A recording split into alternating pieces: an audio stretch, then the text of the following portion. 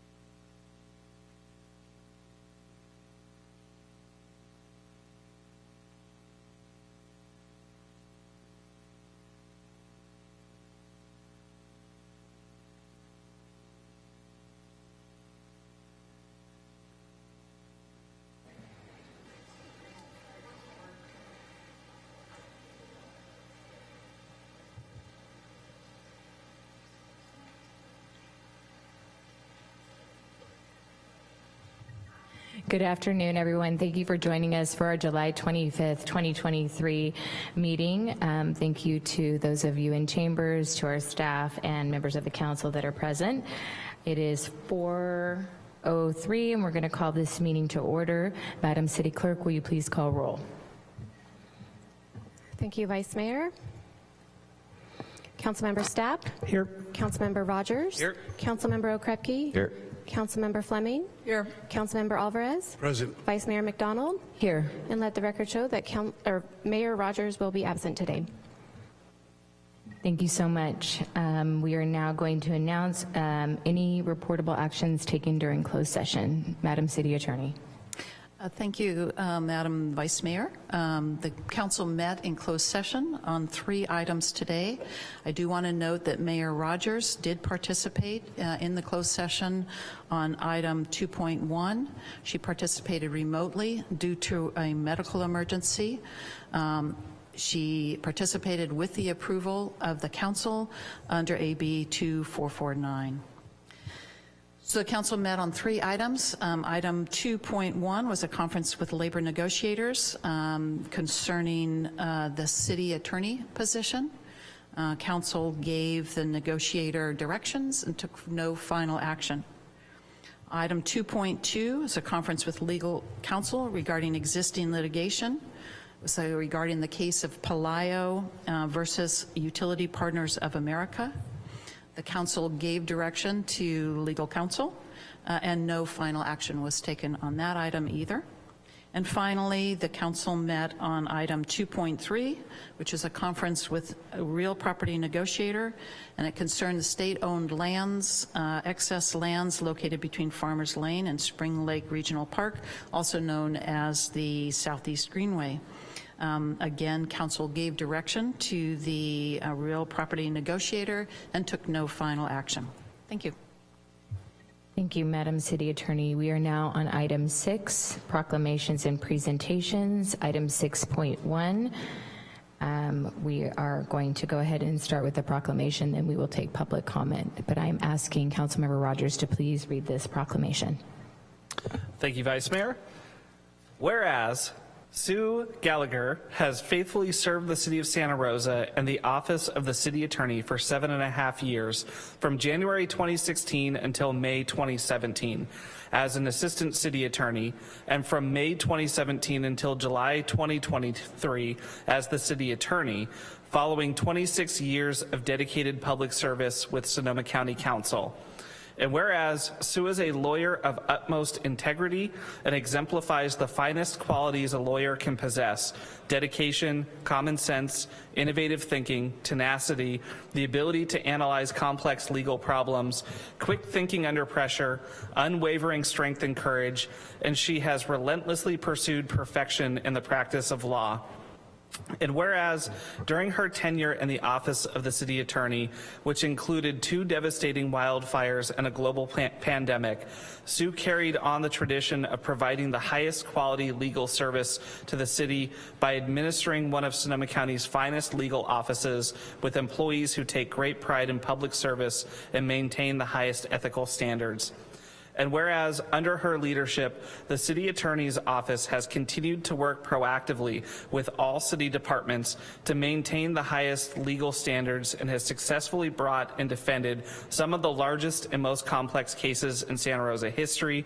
And whereas Sue vigorously pursued on behalf of the council and the citizens of Santa Rosa environmental accountability and cleanup of the city through the deft prosecution of numerous cases of environmental contamination. And whereas with professionalism and legal expertise employed in a straightforward and determined manner, Sue provided guidance and leadership in negotiating and reaching a resolution beneficial to the city and the residents of Santa Rosa in both the devastating Tubbs Fire and Kincaid Fire litigation against PG&E, resulting in a recovery of $96 million.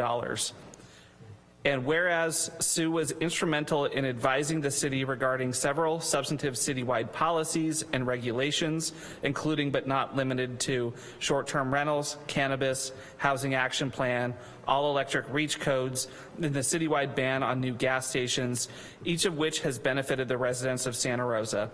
And whereas Sue's legal expertise, ability to quickly grasp new areas of the law and provide exemplary and prompt legal guidance will be missed, yet even more so, we will miss her compassionate support of staff, her wit, humor, and friendship. And whereas the City of Santa Rosa and the Office of the City Attorney were extremely fortunate to have the benefit of Sue's professionalism, dedication, counsel, and leadership for so many years, which has greatly contributed to the reputation of the City Attorney's Office in the legal community, and she will greatly be missed. Now, therefore, be it resolved that Natalie Rogers, Mayor of the City of Santa Rosa, on behalf of the entire City Council, do hereby express our sincere and heartfelt appreciation to Sue for her distinguished service to the City of Santa Rosa.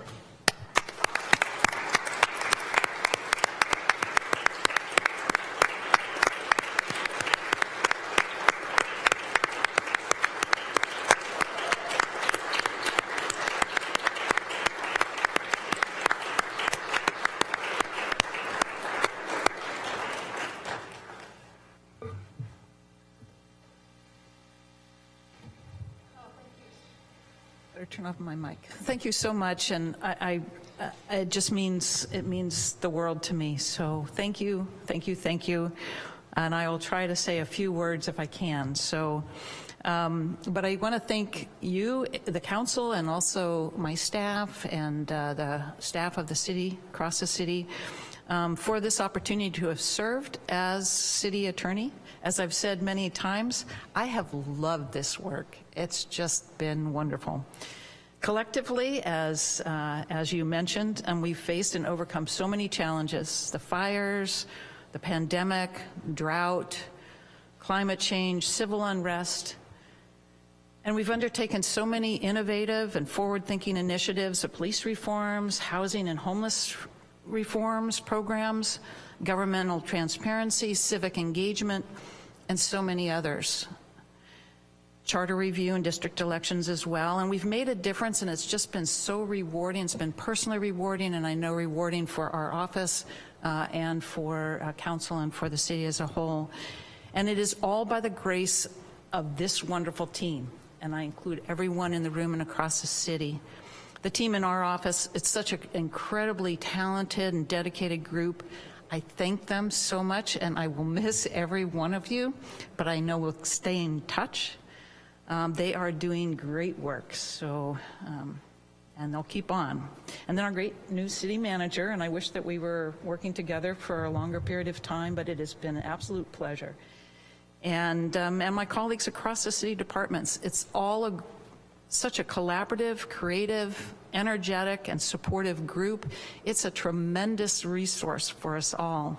And you, our council, leading the community, shaping policies, collaborating, working with our partners in our sister jurisdictions, and really, reaching out and taking opportunities and risks. And it's been really exciting for me to be part of it.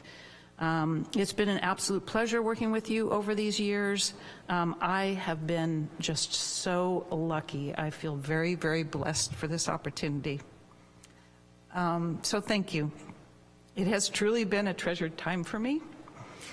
And as I move into the next chapter, I look forward to finding new ways to work in the community, to keep my participation going, and I very much trust that our paths will continue to cross. So thank you again so much.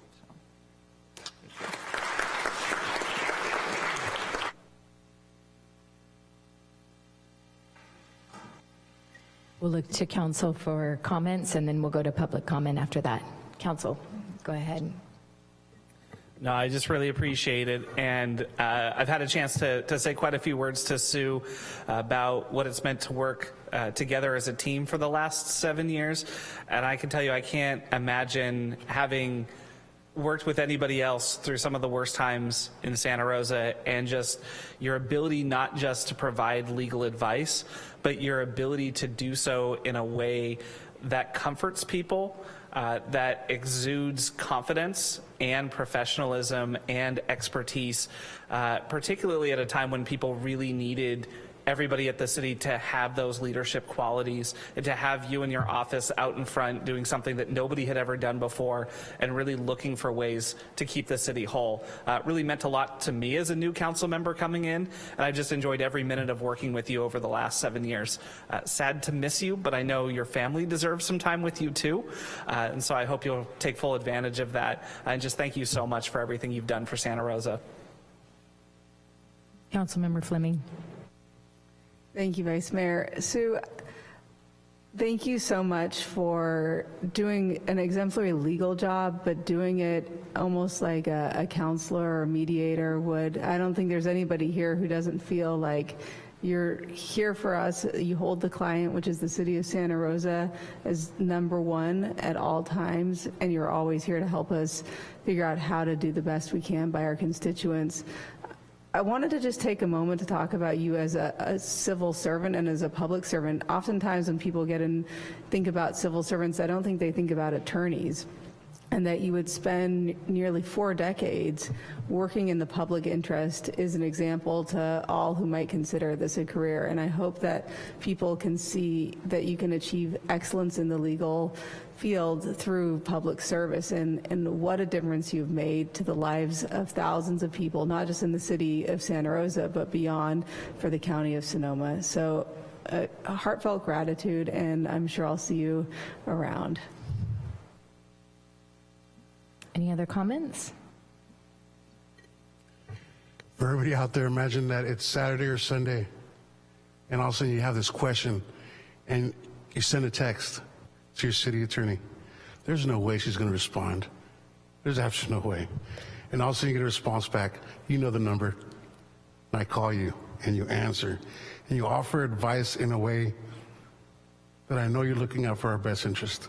You're looking out for the best interest of every single one of us as Santa Rosans. And I forever will thank you for that. Any other comments from council? Madam City Clerk, will you please facilitate public comment? Thank you. We are now taking public comment on item 6.1. If you are in the chamber and would like to comment but have not provided a speaker card or your name, please make your way to the podium.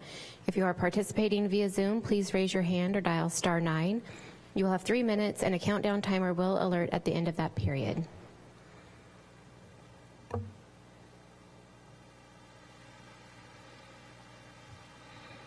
Vice Mayor, I'm seeing no one approaching the podiums and no hands being raised via Zoom.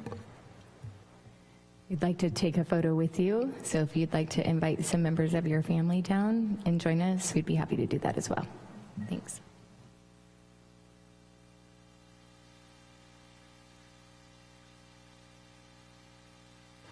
We'd also would like to invite city attorney staff down as well for a photo. The whole office. Thank you.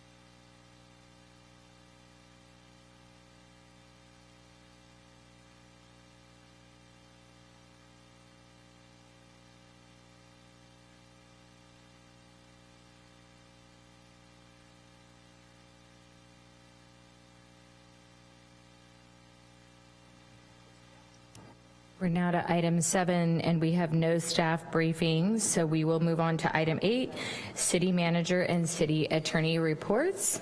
So we will go ahead and move to, I believe it is, well, whoever would like to go first. I'll make Sue go last since it's her last meeting. Good afternoon, Vice Mayor and council members. So I have two updates for you today. So the Recreation and Parks Department, Parks and Recreation, I gotta say it right. Department's fall and winter activity guide will come out this week. The guide will be available Thursday online at santarosarec.com. Printed copies will be available at Finley and Steel Lane Community Center. Registration for fall and winter activity begins Thursday, August the 3rd at 7 a.m. And I'll be sure to send you all this update so you can send it out as well. So please save the date for the 2023 Wildfire Ready Resource Fair, which will be Saturday, August the 19th, from 10 a.m. to 2 p.m. at the Finley Community Center. The Resource Fair is the city's annual event that promotes wildfire preparedness information and builds community resilience. This year, the Santa Rosa Fire Department will be giving away free go bags to the first 150 attendees to RSVP online at srcity.org/wildfire ready event. So more information, please go to srcity.org/wildfire ready event. Thank you. And other than thanking you again, I have no announcements for this afternoon, so thank you. Thank you so much. We'll now move on to item 9, statements of abstention by council member. Anything? Okay. We are to item number 10. Any reports from council? Councilmember Fleming. Yes, I want to report that the Bay Area Finance, Housing Finance Authority met a week ago, Wednesday, and will be meeting tomorrow in our, as we look forward to putting a regional bond measure on the ballot, and I'll be bringing back more frequent reports about that as we get closer to that. Additionally, the Renewal Enterprise District, our joint powers agreement with the county, met today. For those of you who don't know, it's a housing accelerator.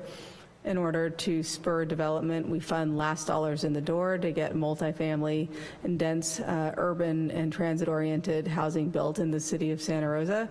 At present is our mission.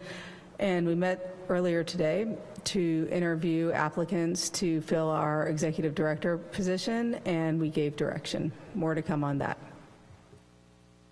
Councilmember Rogers. Thank you so much, Vice Mayor. So a number of really important updates from Santa Rosa over the last couple of weeks since we last met. The first is I want to give a shout out to really our entire team, but also focus on our economic development team and housing folks who have been working for years on the pro-housing designation from the state of California. A couple of weeks ago, the governor announced Santa Rosa not only was getting the designation, but actually received the second highest score in the state for removing arbitrary barriers to developing housing. And I think it's a huge testament to all of the work that's been done generating the political will to put housing where we need to put housing in our community. So Claire and your entire team, just thank you for your work on that. We had a smart board meeting last week, and I'll send some props to Rachel Eadsway and Yuri and the entire transportation team. In the month of June, we received our first full month of the Youth Ride Free program that we've launched here in Sonoma County. Ridership on SMART for youth was up about 197% relative to pre-pandemic levels in the month of June. Usually June is a lower month for ridership in public transit, and that trickled down to Santa Rosa City Bus, where we saw a 132% increase in youth ridership as well. So those programs going strong through June, and a really good update. Last week, we welcomed a delegation from Japan who were here to say hello, and I'll let the Vice Mayor talk a little bit more about that event, but myself, Councilmember Stapp, Councilmember Okrepke, the Vice Mayor, and the Mayor had an opportunity to meet with them, to talk with them, and to share cultural exchange, and particularly their roots here in Santa Rosa. And then finally, we had a much anticipated groundbreaking for Fire Station 5 up in Fountain Grove, a really great event despite it being 114 degrees while we were up there. But really wanted to say thank you to the team that's been working on this, and such a slog getting through, finding the funding to rebuild. Huge thanks to all of our partners, whether it's Senator McGuire and Assemblymember Wood, who've helped bring in resources, Congressman Thompson, FEMA, Housing and Urban Development. A lot of people worked hard to make that project happen, and I know a lot of us were really happy to see those shovels in the dirt finally. So thank you. Thank you. Councilmember Okrepke. Thank you. So as Councilmember Rogers said, I was up at the event welcoming the delegation from Kokushima, Japan.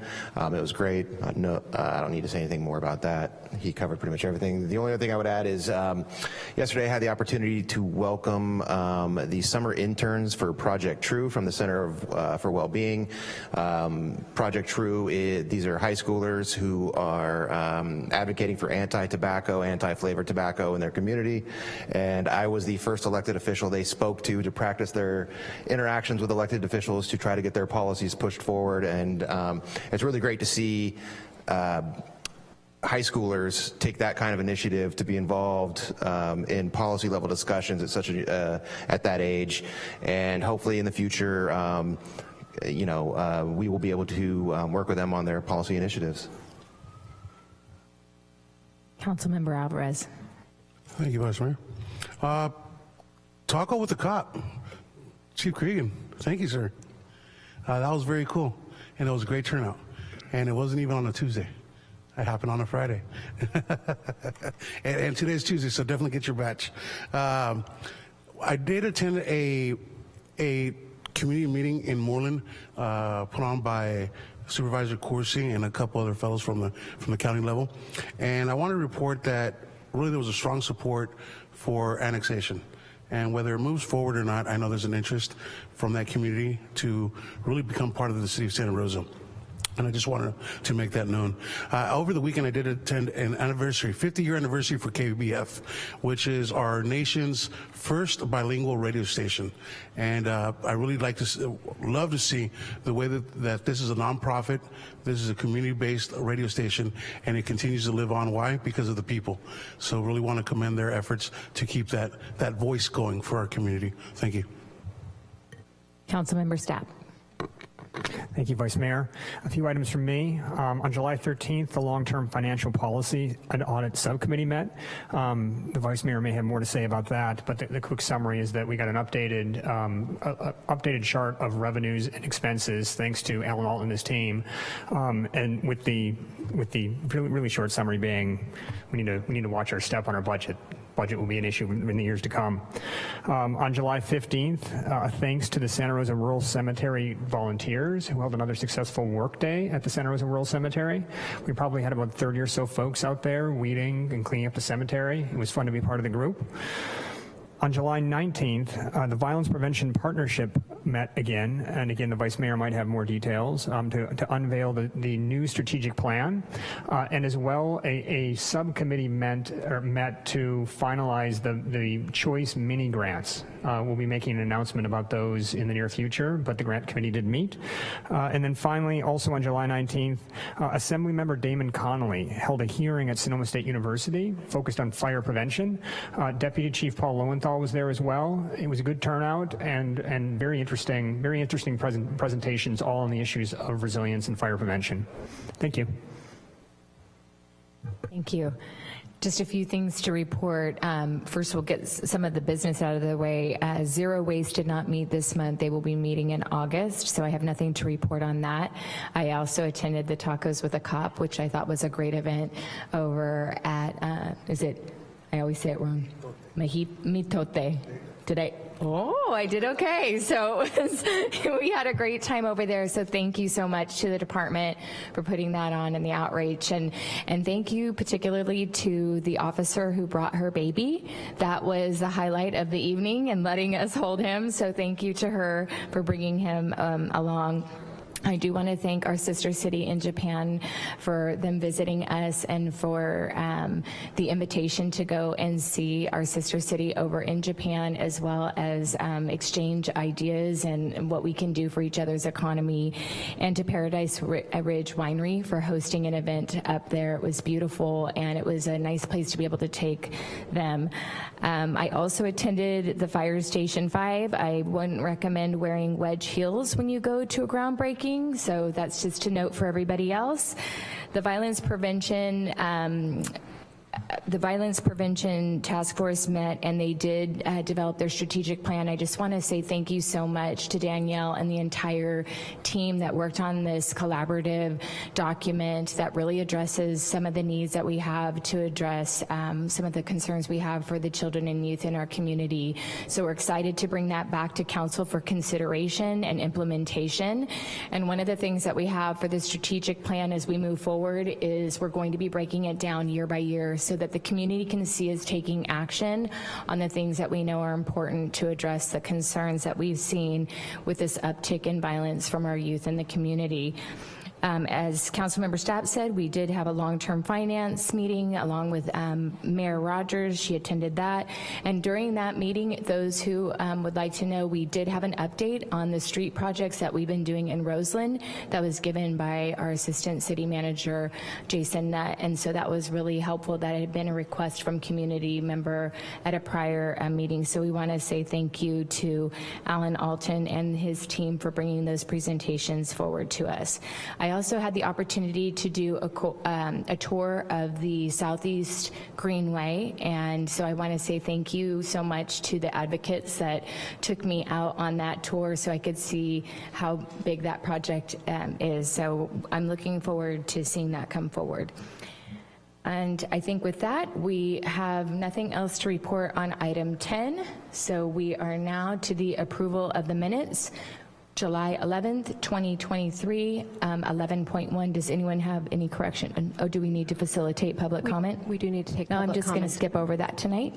So we'll go ahead and facilitate public comment on item 10. Thank you, Madam City Clerk. Thank you. We are now taking public comment on item 10. If you are in the council chamber and would like to comment but have not provided a speaker card or your name, please make your way to the podium. If you are participating via Zoom, please raise your hand or dial *9. You will have 3 minutes and a countdown timer will alert at the end of that period. We will begin with Mr. DeWitt. Please go ahead. Hello, my name is Dwayne DeWitt. I'm from Roseland. I wanted to thank you for the reports that just happened. I wanted to speak about what Mr. Rogers was discussing, the pro-housing designation that the city has gotten. And I wanted to say it's good that housing is coming forward and we need to be doing more housing, obviously. I don't know if you remember, but the day that you first declared a housing homeless emergency for Santa Rosa was August 9th of 2016. That's 7 years ago. Grand jury report came out about it afterwards to talk about if we would get better housing for the homeless. That's still a difficult thing. We may not be able to get as much as we need, but I think if you would begin to be more innovative, you could get more than you might expect. One of the things that I look forward to is referring back to previous reports. Back on January 8th of 2019, you had a joint meeting of the Planning Commission and the City Council where you talked about housing and the density bonus ordinance at that time. You talked about how you could perhaps allow up to 100% bonuses within the downtown and the North Station area. Part of Roseland is in the downtown area along Sebastopol Road, and that would be an excellent place for more housing, especially for low-income people, and you could get that started sooner than later. I don't really know what the holdup has been with city staff not really looking over into that area very much. They haven't actually been looking much at the Southeast Greenway either. The Southeast Greenway could house hundreds upon hundreds of housing units if done correctly along the edges of that site. They could be there to be eyes on the prize, if you will. When you put in a greenway, you have to make sure that you're not going to have vandalism on site. You have to make sure you're not going to have people ruining the area. You're going to be talking about that later in this meeting, but I specifically would like for you folks to look at more housing as a way to be pro-housers. If you're going to accept the pro-housing designation for the city, put the housing throughout the city. We've been getting a lot in Roseland, almost thousands of units actually, but not so many are happening in other places. So please look to the southeast area and to the downtown area and provide those density bonuses that you talked about back on the 8th of January in 2019. 100% density bonuses could be utilized along the Southeast Greenway and in the downtown plan area of Roseland along Sebastopol Road, where it meets up with Dutton Avenue. You'd get thousands of housing units if you'd work together with your community partners, who I never seem to meet. Thank you kindly. Thank you. I see no one else in council chamber wishing to provide public comment on item 10, and there are no hands being raised via Zoom. Thank you, Madam City Clerk. We are actually now going to be on item 10.2, designation of the voting delegation and alternates to the League of California Cities annual conference in September. So the typical voting delegate on behalf of the City Council will be the Mayor Rogers, and I will be one of the alternates. The Council can also nominate one other alternate if we'd like to at this time to be a backup to Mayor and myself. Do we need to have an actual motion to approve? Councilmember Rogers. Yeah, just which council members are planning on attending? I'm happy to make a motion. Okay, I'll make a motion that our voting delegate is Mayor Rogers with Vice Mayor McDonald as the alternate, and second alternate, I'll go with seniority over here, Councilmember Fleming. Second. Is there any discussion? Okay, we will take public comment on this item and then we'll come back for a vote. Thank you. We are now taking public on item 10.2.1. If you're in the council chamber and wish to provide public comment but have not provided a speaker card or your name, please make your way to the podium. If you are participating via Zoom, please raise your hand or dial *9. You will have 3 minutes and a countdown timer will alert at the end of that period.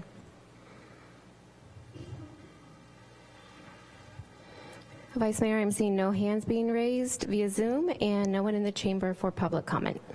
Thank you, Madam City Clerk. We'll now do a roll call vote on that. Thank you. Councilmember Stapp? Aye. Councilmember Rogers? Aye. Councilmember Okrepke? Aye. Councilmember Fleming? Okay. Councilmember Alvarez? Aye. Vice Mayor McDonald? Aye. And let the record show that Mayor Rogers is absent, and this passes with 6 affirmative votes. With a resounding okay from Councilmember Fleming, we'll move on to item 10.3, Board, Commission, and Committee appointments. The mayor is going to appoint to the Santa Rosa City School and City Council of Santa Rosa Subcommittee. She has 3 appointments that I'll be making on her behalf. Mayor Rogers will be one of the council members that will be representing us. I will be one of the council members representing the city, and Councilmember Okrepke will also be the 3rd person that will be on that committee. So I don't think we need a vote on that since that is an appointment from the mayor, but we will go to public comment. Thank you. We are now taking public comment on item 10.3.1. If you are in council chamber and would like to provide a comment, please make your way to the podium. If you are participating via Zoom, please raise your hand or dial *9. Again, you will have 3 minutes and a countdown timer will alert at the end of that period. Vice Mayor, I see no one approaching the podium in the council chamber and no hands being raised via Zoom. For clarification on this item, do we need to have it ratified by the action of the mayor by having a vote by council?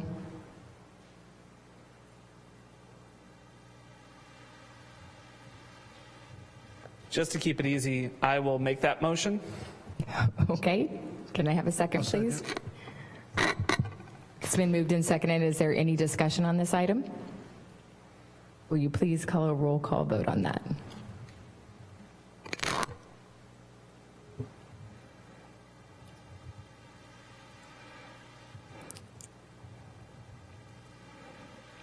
Thank you. Councilmember Stapp? Aye.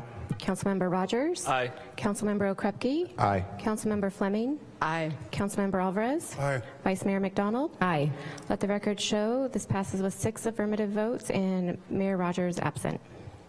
Thank you so much for that, and thank you for making sure that we're doing our job up here. Can I please get an approval of the minutes if there's no corrections to them? So moved. Were there any corrections? I didn't see any. Thank you. With that, we'll go ahead and move to approve the minutes as printed. We're now to consent. Madam City Clerk, would you like to read these? Thank you. Item 12.1, resolution, Fourth Amendment to the Professional Services Agreement number F002270 with Geary, Shea, O'Donnell, Grattan, and Mitchell PC for legal representation. Item 12.2, resolution, approval of the tow vendor franchise list for police-generated tow operations. Item 12.3, resolution, professional services agreement with Macias, Jenny, and O'Connell LLP for City of Santa Rosa financial audit services.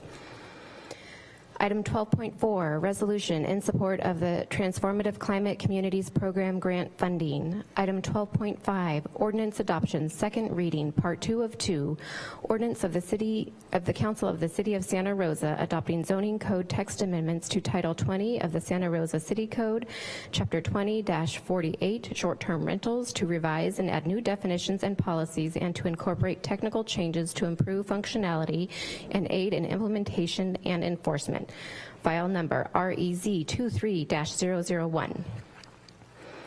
Item 12.6, ordinance adoption, second reading, ordinance of the Council of the City of Santa Rosa establishing salary and other compensation and benefits for the law firm of Burke, Williams, and Sorensen LLP as interim city attorney. Thank you, Madam City Clerk. I'm going to look to council for any questions or items to be pulled. I'd like to pull item 12.5.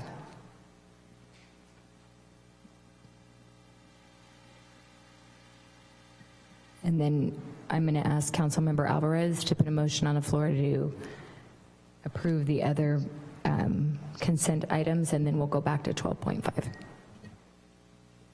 Thank you, Madam Vice Mayor. I move items 12.1 through 12.4 and 12.6 with the exception of 12.5 as pulled by yourself, Madam Vice Mayor, and waive further reading of the text. May I have a second? Second. Is there any discussion? We'll go ahead and move to public comment on those items. We are now taking public comment on the consent calendar, item 12.1 through 12.4 and item 12.6. If you are in the council chamber and you would like to comment but have not provided a speaker card or your name, please make your way to the podium. If you are participating via Zoom, please raise your hand or dial *9. You will have 3 minutes and a countdown timer will alert at the end of that period.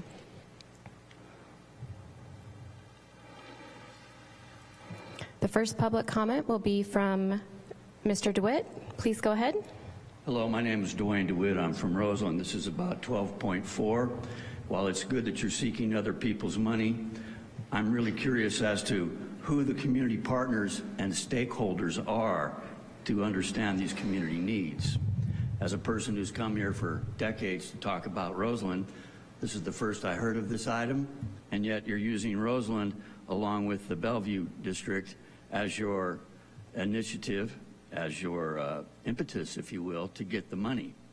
One of the things is you don't call out where the actual census tracts are, but I do believe my census tract of Roseland is probably there because we are the most disadvantaged community according to these CalEnviro screen documents typically. Maybe something's changed recently, and if that's so, so be it. But I actually am quite concerned that many of the people who live in Roseland never seem to get a chance to hear what you're going to do until after you're going to do it to us. And that essentially your community engagement is to have a meeting and talk at us, not with us. Make us listen to what you're going to do, feed us a little bit perhaps, but not really hear what the community thinks would be a good thing to move forward on. So here you're going to go and get this money. One of the things it's going to do is this community hub in the Bellevue District where you're going to move the Roseland Library to. It'll be nice to have that community hub perhaps, but you shouldn't call that the Roseland Library. You should call it Southwest Santa Rosa, because Roseland Library up on Sebastopol Road in that disadvantaged census district needs to stay there. You need to keep helping us there in Roseland instead of moving this out to the south. The urban greening program, it's a good idea, but you don't have a city arborist, and you've been allowing trees to be killed, cut down all over out there. And so I'm really concerned that you'll just go and get this money and then not really do what it's needed for. Water use efficiency, another situation where you're paving over our aquifer out there. This has been going on for decades. We first talked about it during the Bellevue Ranch development, where we said, would you stop putting impermeable surfaces above the area where the water would get down to the aquifer? You folks didn't listen. You just go on ahead and keep paving. So my main concern is that you're going to keep using this term civic engagement. Do you remember that almost 30 years ago, a Citizens Cleanup Coalition was formed by Supervisor Ernie Carpenter and other community members to deal with the pollution issues on Sebastopol Road? That community coalition is still in existence. They never hear from city staff. Last time we got anybody out there talking to us was last summer, really, and that had to go by the wayside. So please don't pimp us out for you getting money from other people. Thank you. Thank you, Mr. DeWitt. Seeing no one else in council chamber and no hands being raised in Zoom, I will turn it back to the Vice Mayor. Thank you, Madam City Clerk. So with that, we are going to be voting on item 12.1 through 12.4 and 12.6. If there's no further discussion, we'll go ahead and go to a roll call vote. Madam City Clerk. Thank you. Councilmember Stapp? Aye. Councilmember Rogers? Aye. Councilmember Okrepke? Aye. Councilmember Fleming? Aye. Councilmember Alvarez? Aye. Vice Mayor McDonald? Aye. Let the record show that passes with 6 affirmative votes and Mayor Rogers absent. Thank you. So I pulled item 12.5 because I have a couple of items that I'd like to have clarification on in the ordinance. The first item that I'd like to have clarification on is that after the third violation, the permit is revoked permanently. And I think that's clear if it's on a piece of property. What my clarification and what I'm seeking today is that if they own multiple STRs in Santa Rosa, that all of their permits would be permanently revoked. So if they own more than one, and I don't think that that's provided in the ordinance for clarification if they are a business owner. I'll let staff come to the podium, but I believe it so applies directly to the property. If you want to introduce yourselves for the record, team, thank you. Yes, good afternoon, Vice Mayor McDonald, members of the council. Jessica Jones, Deputy Director for Planning. Lou Kirk, Assistant Chief Building Official. Sherry Mead, Senior Planner, Planning and Economic Development. So to answer your question, the revocation of a permit at 3 strikes would be for the property, would not be for properties owned by the same owner that are elsewhere in the city. I'd like to look to see if there would be, if we would be able to amend that so that it would be they would lose all their permits within the city, or if there's any legalities that wouldn't allow us to do that. To me, if you're operating poorly at one site, you're probably operating poorly at most of your sites. So I'd like to just revoke them from being able to do business of that sort in the community.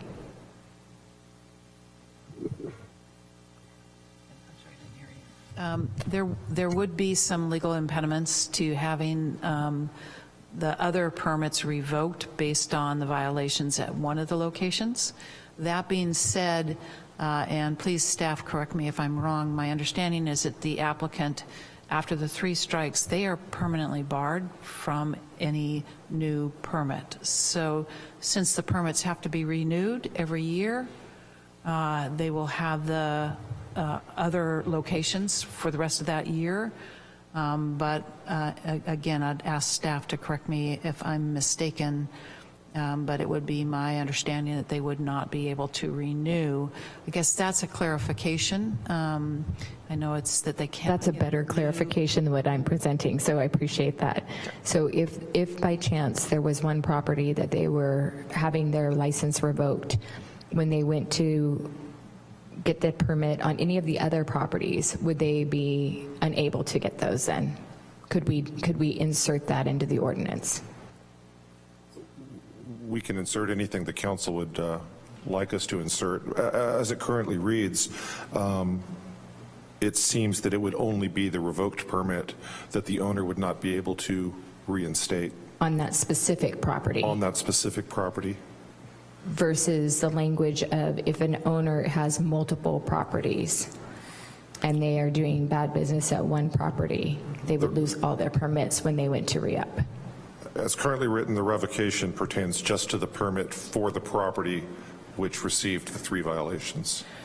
So we do have a sentence in here that states the owner of a short-term rental permit that has been revoked for any reason shall be permanently ineligible for future consideration of a short-term rental permit within the city limits of Santa Rosa. So that would be for any property. It would be associated with that property owner.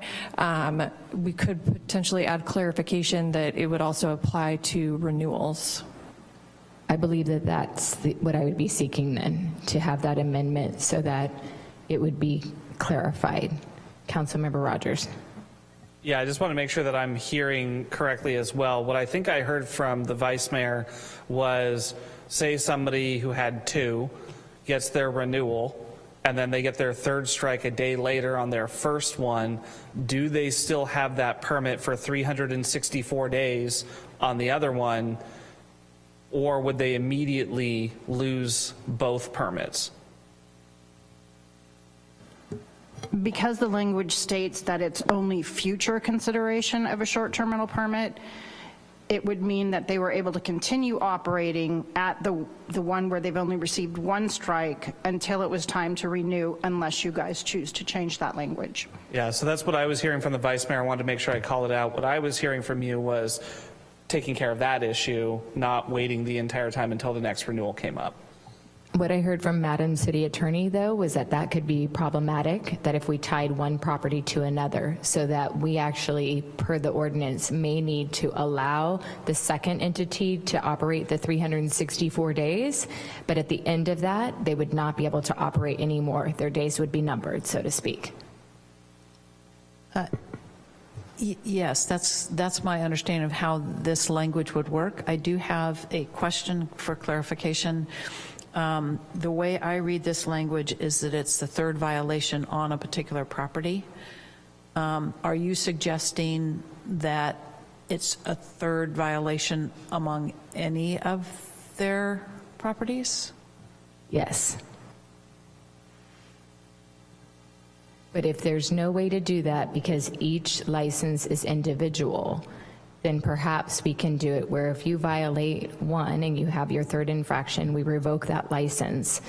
Then in the future, when you go to re-up your other properties, you will not be eligible to operate in the city of Santa Rosa. If that's a cleaner way of doing this per the ordinance now, and it won't require us to come back for an additional reading, then I would like to make that amendment and clarification in the ordinance now. And then it would be very clear to those operating, if you get a 3rd strike, you don't get to do this business here anymore on any of your properties.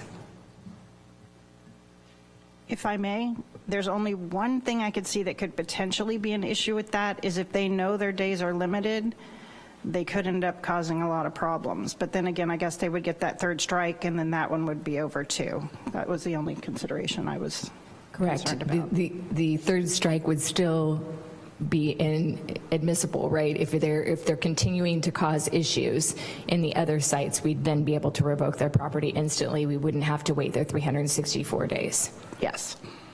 Is that clear to council, what I'm seeking on that specific area? Okay, the other area is that by council in 2 years, we bring this back to talk about the cap. I would like that language stricken from the ordinance. I don't believe we need to insert when council can come back on something. We have the authority to bring anything back at any time, but to put a time measurement in that to have us come back and reconsider it, I don't think that's necessary in the ordinance. So I'd like to have that stricken.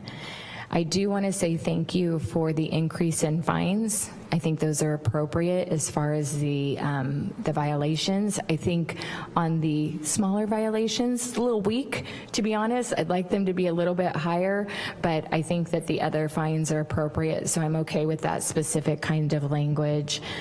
Let's see, just want to make sure that I had everything down.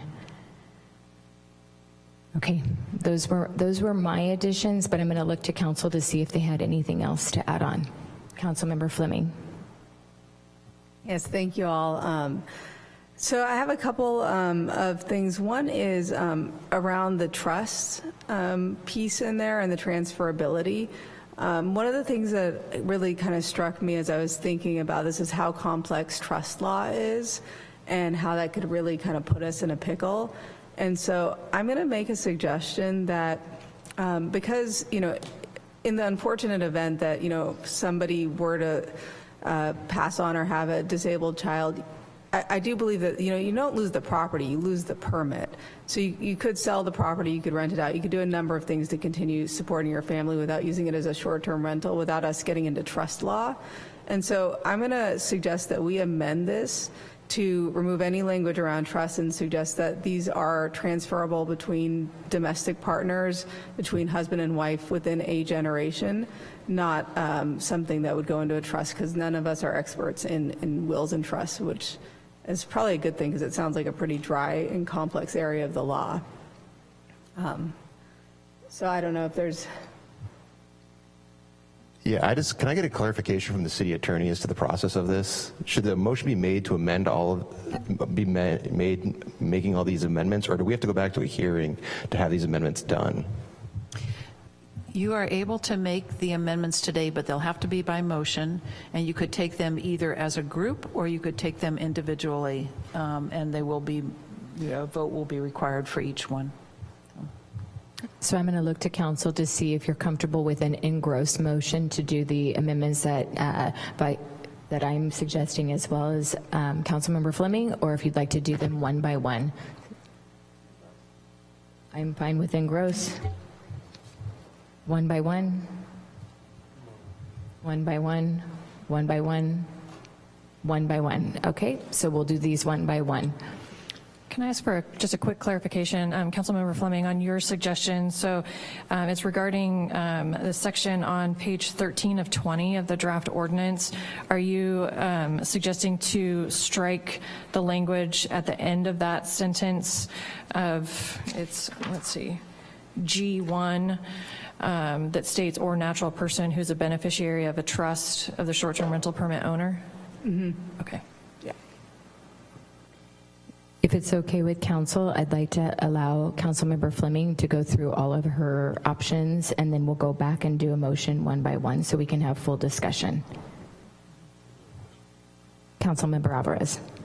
Yes, for clarifying question on the violations that you're speaking of that would bar a homeowner from obtaining a new permit.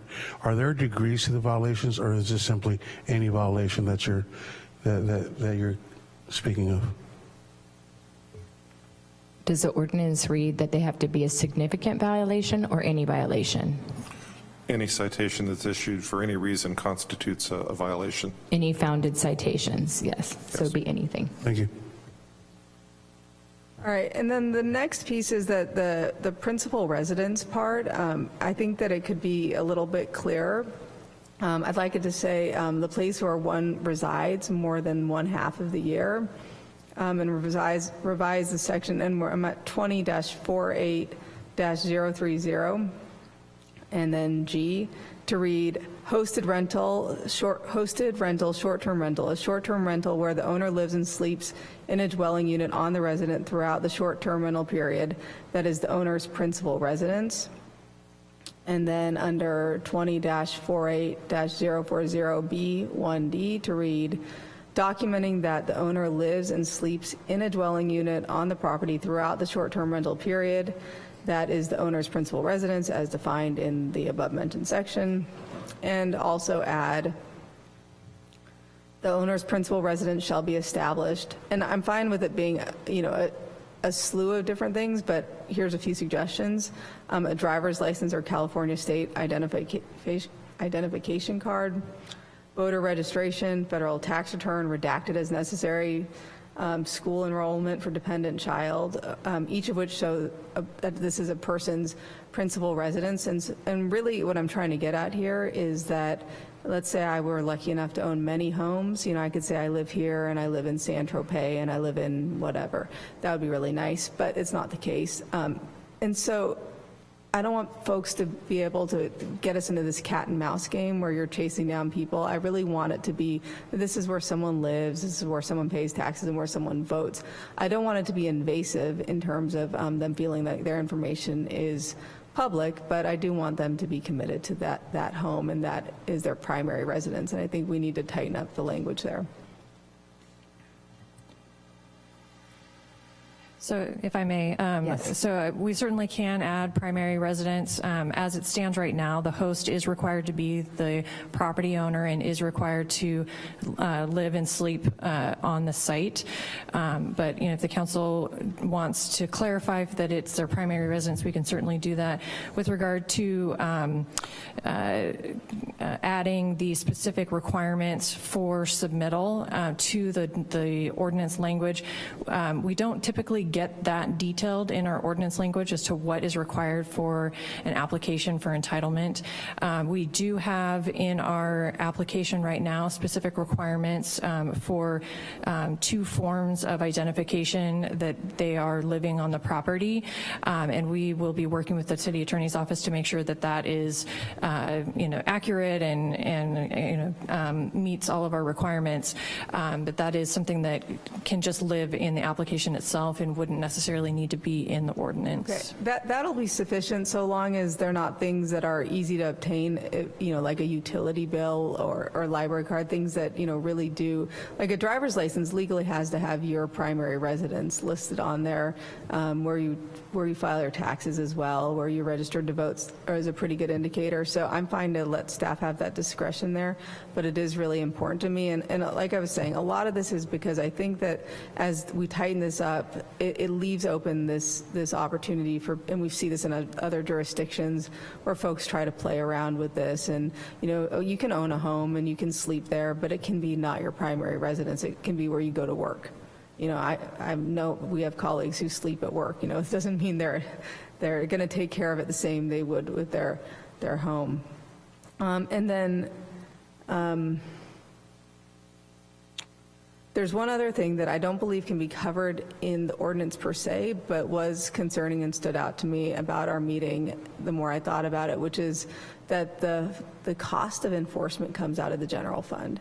And so unless we can address it today, which I don't think we can, I'd like to see for future budgets that the true cost of enforcement comes with a proposed permit fee assessment, so that we don't have a perverse incentive to fine people in order to cover our costs, and that those who are availing themselves of the permit process are indeed the ones who are bearing the cost of enforcement where necessary.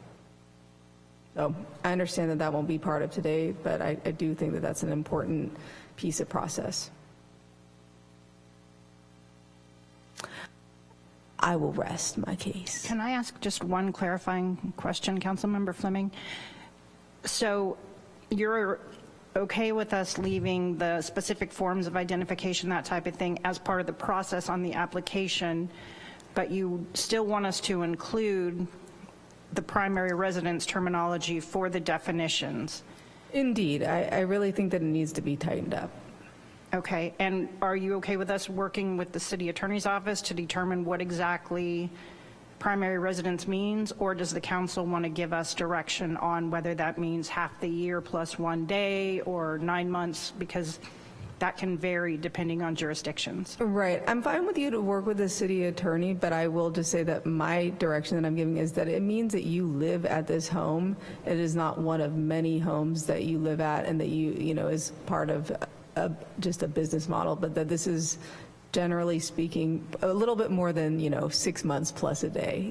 I'd really like to see it be a place where you're volunteering and active in the community. But I'm fine to have you work with the city attorney to get there. So if I could just ask for a clarification from the city attorney. In this instance, we're talking about adding a new definition for primary residence. Do we need to have that specific language to read in to this for adoption today? Yes, the charter gives us quite a bit of flexibility for amendments between introduction and adoption, and we're still in that period, so it does give us a good amount of leeway. On the other hand, let's see how this plays out, but it looks like there are going to be quite a few changes, and I would suggest that, particularly given that we're not going to have specific language today, that we bring it back again on closed session, I'm sorry, not closed session, on the consent calendar for final adoption, again, depending on how the votes go on the particular elements. So with that, why don't we go ahead and start with you, Councilmember Fleming, and I'll finish up with mine. Oh, I'm done with my amendments. Would you like to put a motion on the floor for consideration? Oh, so we'd like to do one at a time. So the first is to allow for transferability between. I'm sorry, Councilmember Rogers, you can't whisper to me. My apologies. You might want to ask the public for their comments before we get into the back and forth on all of the different motions. Thank you for that. I appreciate it. We'll go ahead and move to public comment on item 12.5. Thank you. We are now taking public comment on item 12.5. If you are in the council chamber and would like to comment but have not provided a speaker card or your name, please make your way to the podium. If you are participating via Zoom, please raise your hand or dial *9. You'll have 3 minutes and a countdown timer will alert at the end of that period.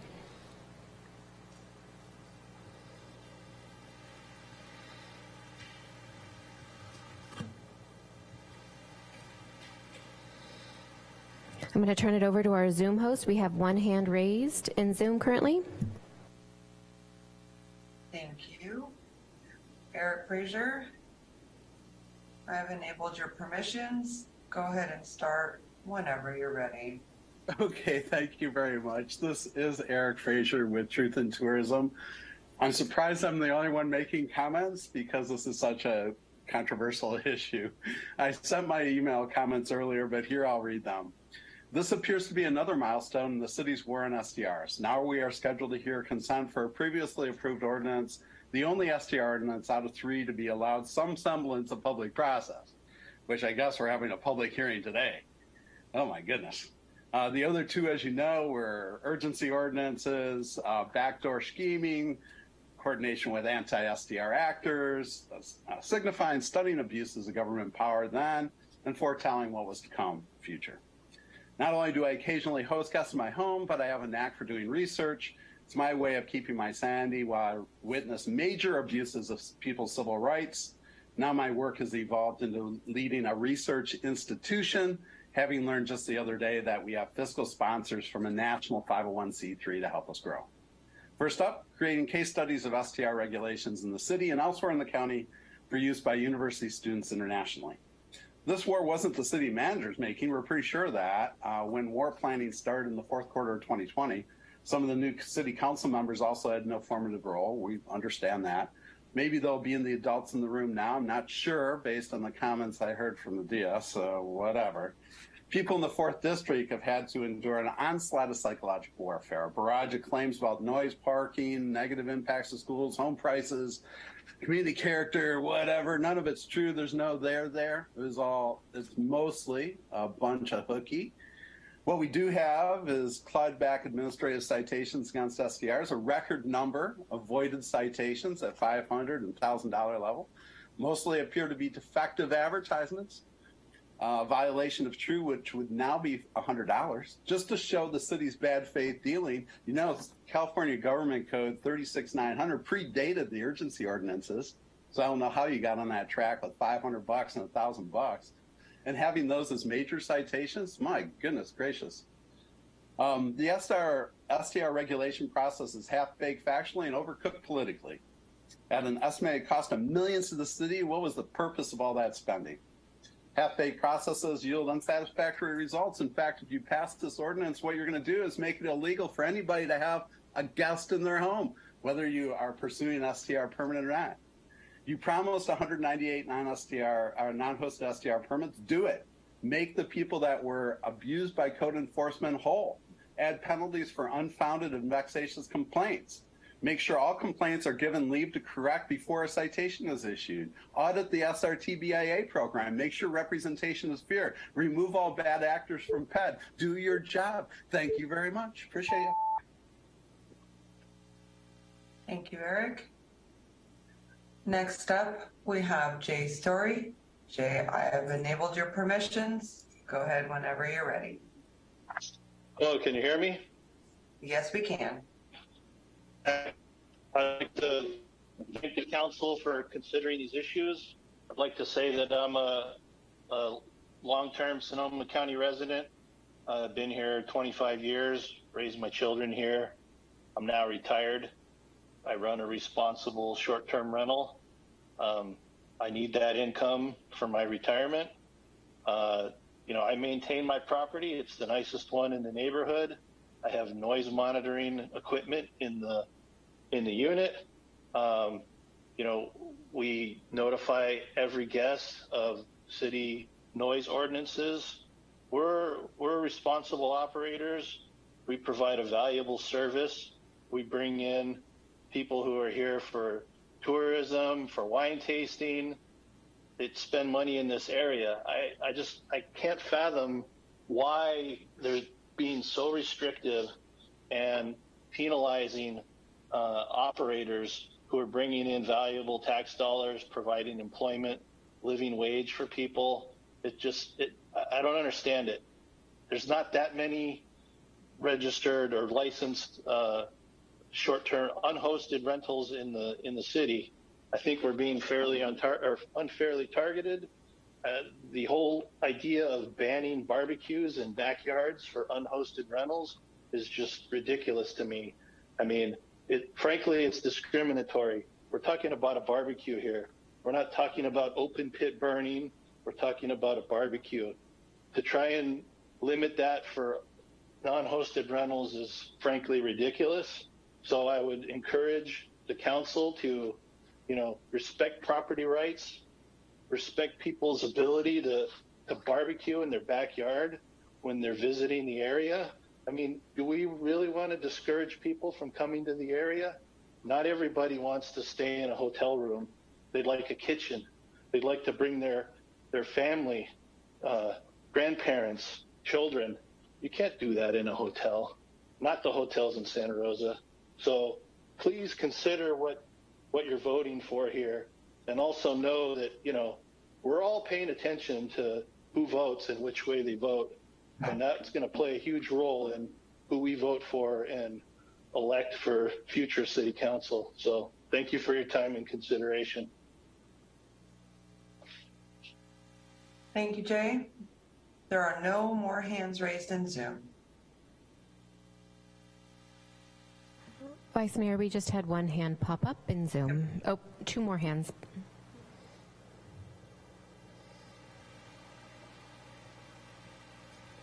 All right. Next up, we have Charles, followed by Lauren. Charles, I've enabled your permission. Go right ahead. Hi, thank you very much. Regarding allowing children to inherit assets, I believe kids should be able to do this, that heirs should be able to, and not just one child. A lot of kids, they want to keep their family home. They want to keep it with all of the children, and all of the children may want to enjoy it, and also share it with the public if their parents had a short-term rental from it. So I don't know why this would be an issue. People in the county who have county properties, short-term rentals, they're able to do this. Also, I feel that I don't support the revocation of permits, that they should be done forever.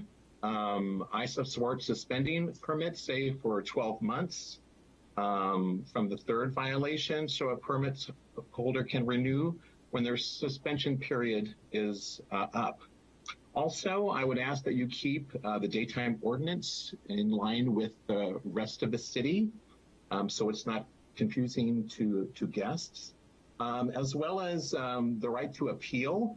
10 days to appeal the denial of a permit is unfair and way too short.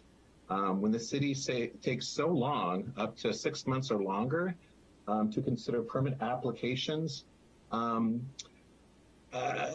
a family should be able to research the grounds for their appeal and discuss with relevant professionals. And 10 days is just too short to do that. Also, there are already fines for TOT and BIA if you don't pay them.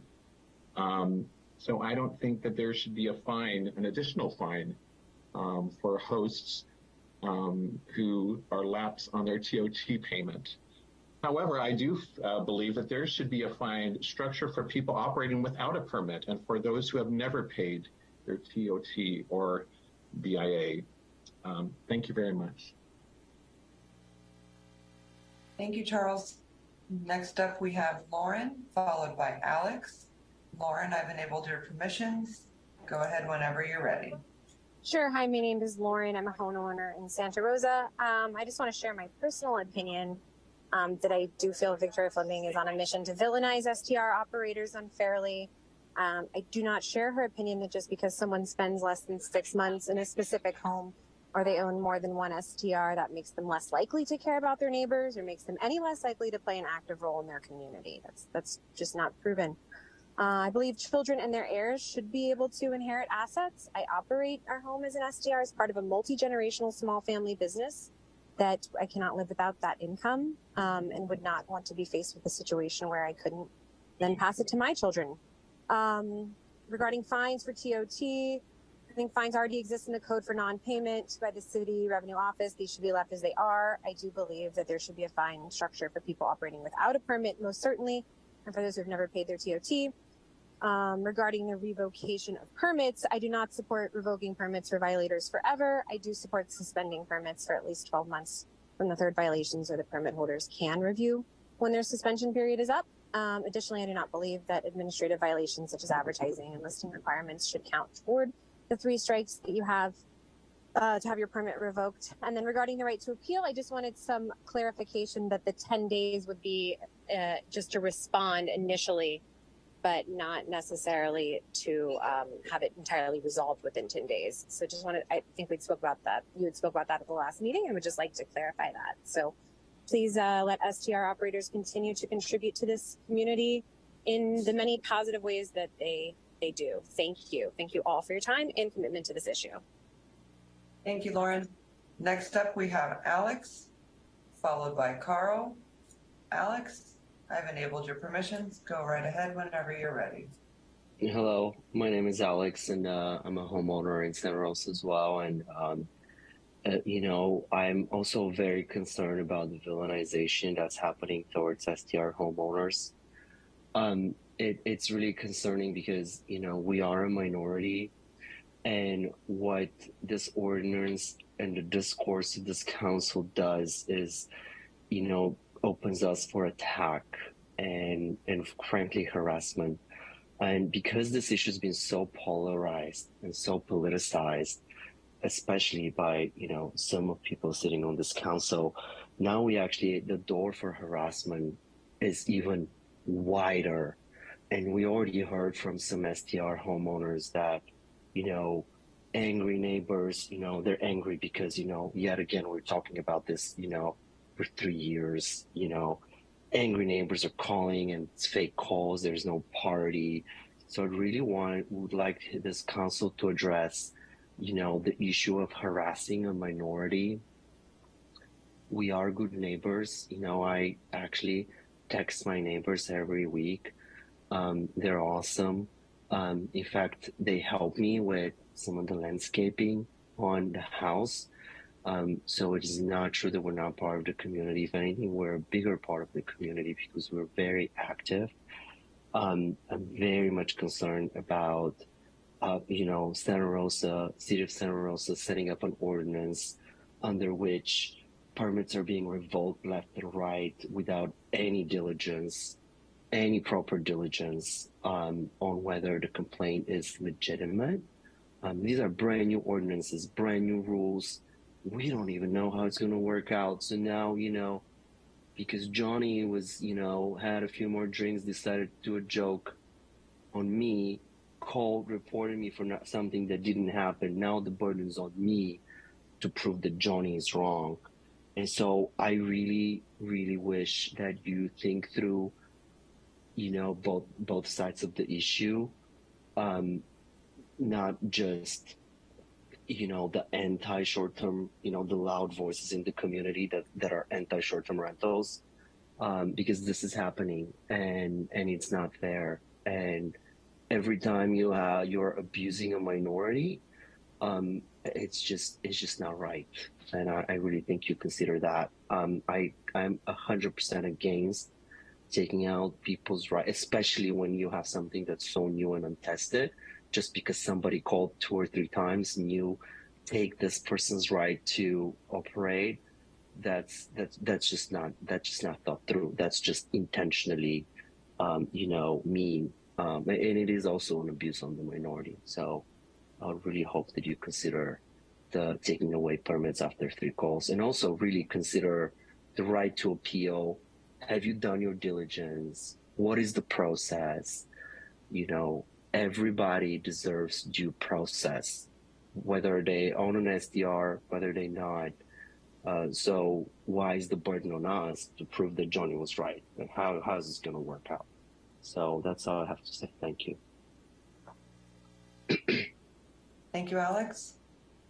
Carl, you're next. I've enabled your permissions. Go ahead whenever you're ready. Hi, my name is Carl. I wanted to speak about the idea of revoking permits. I wanted to really just stress and make sure that if you're going to revoke someone's permits, it's not for minor infractions like getting your TOT number wrong in your ad. I got, when we first started this program, I got a $500 fine, which they reversed, thankfully, for, where they thought my ad was wrong, and I pointed out where my ad was right, but my TOT number was wrong, and so there was grounds to, give me a fine. I would hope that the violations that we're talking about for revoking of permits are around noise, nuisance, and safety. That's what we really need to be concerned with, right? So I also think revoking a permit for forever, I don't know if there's any other operation, nonprofit, for-profit, other organization in the county where we do that, where we just say, oh, you goofed, you did something wrong, so I'm going to take away your permit forever. Like, that just doesn't make sense to me on any level. I would also like to echo something else I heard from some of my fellow hosts. The way this is being handled in the city council has opened up such, what's the right word? People are really going out of their way to not only put in false reports of infractions, but the way that people who are against having short-term rentals have responded, they feel like it's open season on us. The harassment really has got to stop. And what I would say is excellent leadership would have found a way to workshop this, bring different sides of the community together, and find solutions that work for everybody. And let me be abundantly clear, that is not what happened here. And it really is disconcerting that a lot of the language that's being used on the city council and the way this is being done is fanning the flames of people, like they feel like it's open season on short-term rental owners. And we are just trying to be part of a community, bring good people into a community who go to our restaurants, who go to our wineries, our cafes, our bookstores, and we just need this rhetoric and the harassment to stop. Thank you. Thank you, Carl.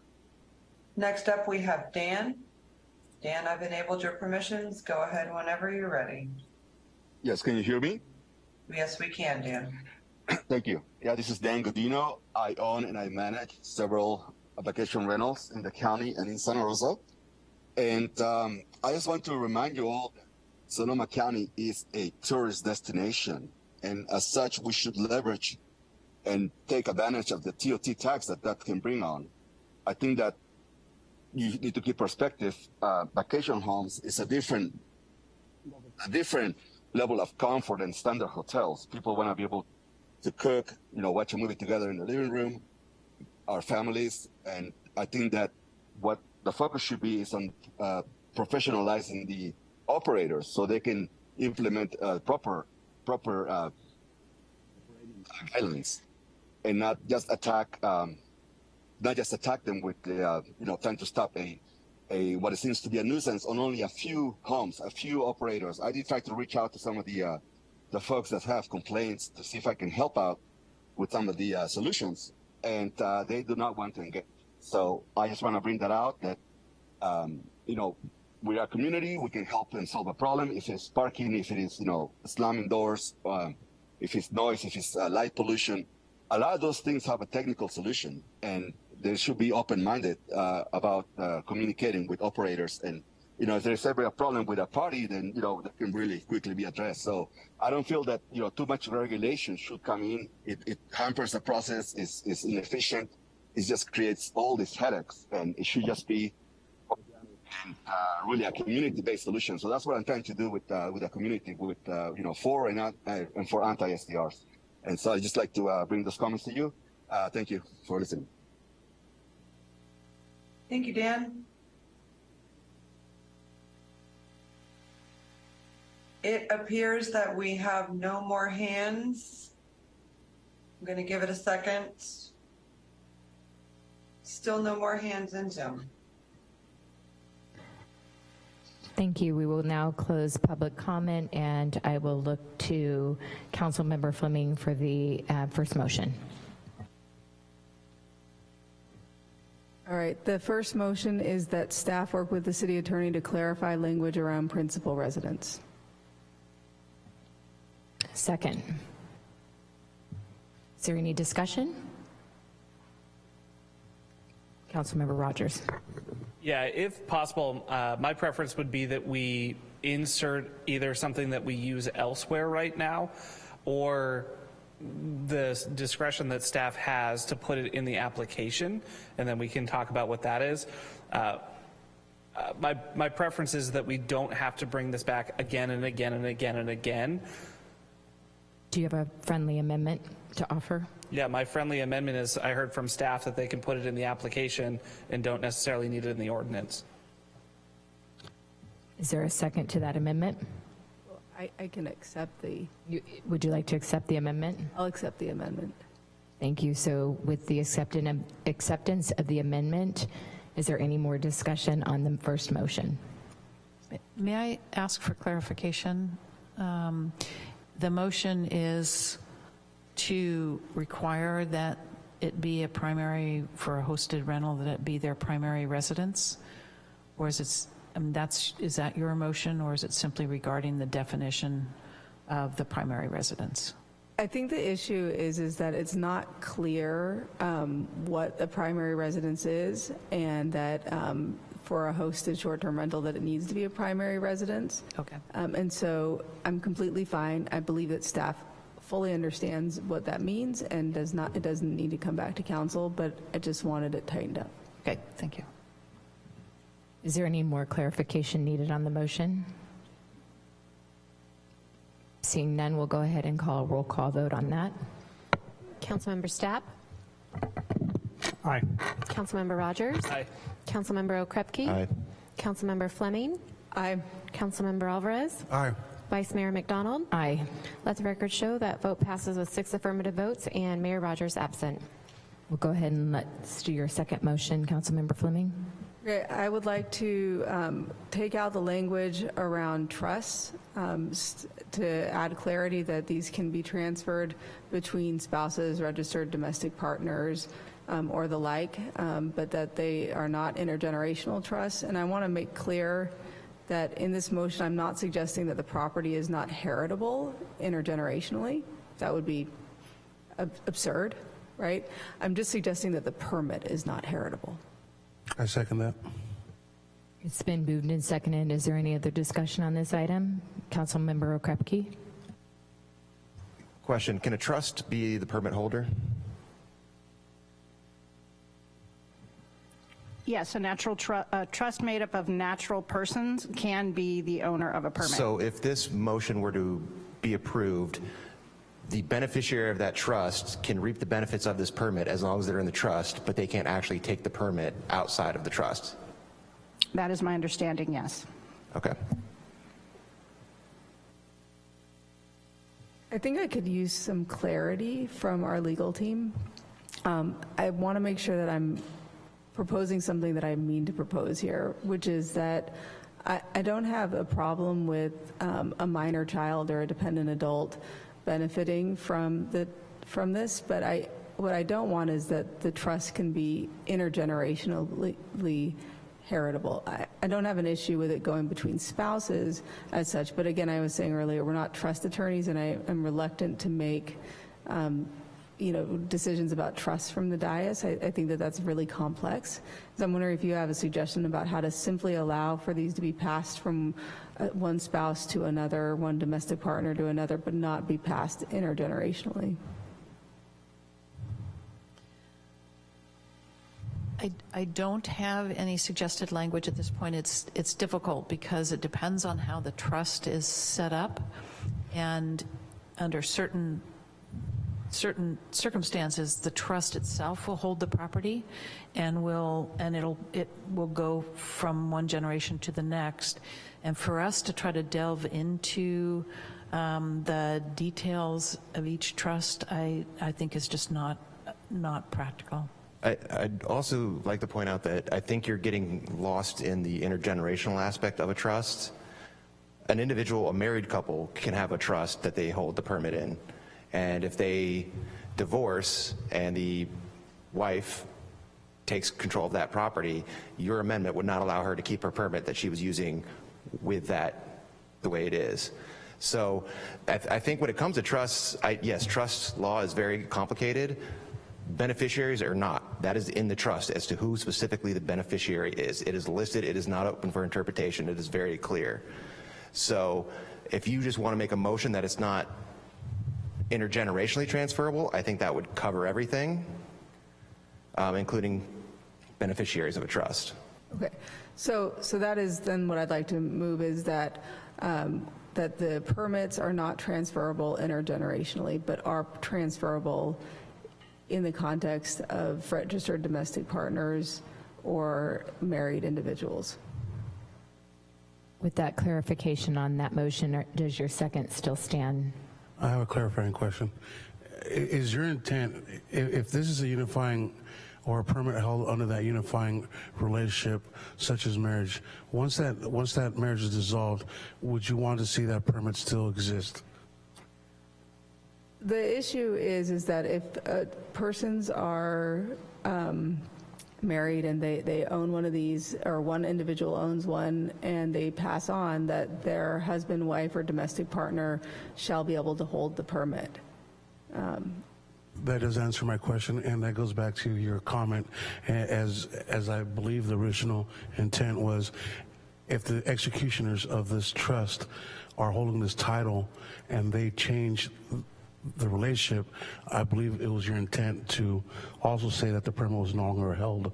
But seeing and the clarification, and seeing that you understand that clarification, I do continue to support the amendment. Thank you. Thank you. Councilmember Stapp. When you say intergenerational, is your main intent that parents couldn't pass this down to the next generation, to their kids? That the property could pass along generationally, but not the permit.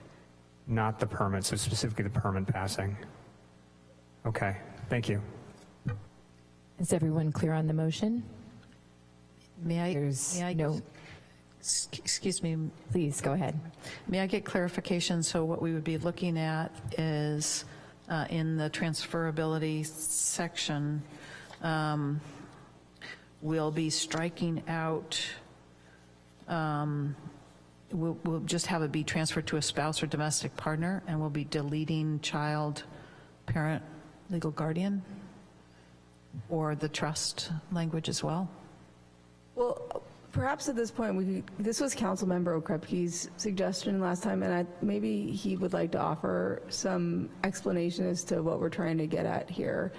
Because I think the council agreed that we don't want these permits to pass on, the majority of us agreed that we don't want these to pass on intergenerationally. You had some concern about dependents or disabled people or something not. So my intention is that for a variety of reasons, individuals, a group of individuals create trust to protect their assets. And some of these individuals will get a permit in order to benefit the trust, whether that is for their child. That's their way of basically investing in their child's future, right? That child doesn't have access to the money until they reach certain marks, whether that could be age, graduation from college, 50th wedding anniversary, whatever, but it's a way for them to invest in their child so that they can continue going forward. My concern is if you have somebody who set it up like that, right, and is trying to benefit their 3-year-old child, and then both the parents die, that child's future is then basically cut off financially from that aspect that their parents set up for them to go forward and to support them. And I don't want to see that happen. Okay, and to my mind, it's that the child still benefits from the property. It can be rented out. There's a number of things that can be done with it. The short-term rental is only one way to utilize the property. It can be sold or anything. So I don't want to see the property passed down in that way. So with the intent of the motion, I think we're clear on what we're voting on. We'll go ahead and call a roll call vote. Councilmember Stapp? No. Councilmember Rogers? Aye. Councilmember Okrepke? No. Councilmember Fleming? Aye. Councilmember Alvarez? Aye. Vice Mayor McDonald? Aye. Let the record show this motion passes with 4 affirmative votes, with Councilmember Okrepke and Councilmember Stapp voting no, and Mayor Rogers absent.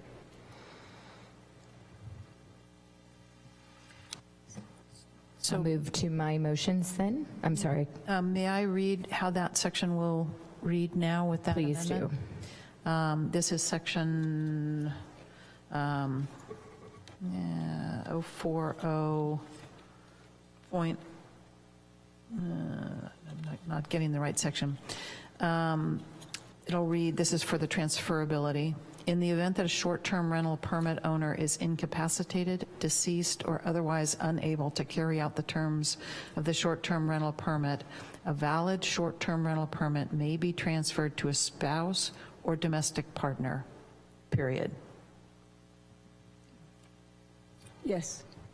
Thank you. I have a clarifying question on that. How could a trust be incapacitated?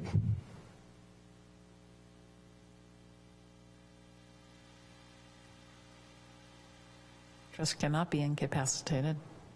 So all this transferability would still remain if it was in a trust? If Thank it's you. in a trust. Are we clear as mud, or are we actually clear? We're clear. Thank you. Okay, I'll go ahead and move to my 2 motions. The first motion I have is that it is stricken from the ordinance, that it be brought back to council in 2 years. Second. Is there any discussion? Councilmember Rogers. Yeah, I understand the concern. So part of what we talk about a lot is not being able to tie the hands of a future council, which is true. If you want to strike that it is specifically about the cap issue, but still set for us to review how the ordinance is working in 2 years, I'm totally good with that, because we don't need to define the scope for a future council on what they can and can't discuss.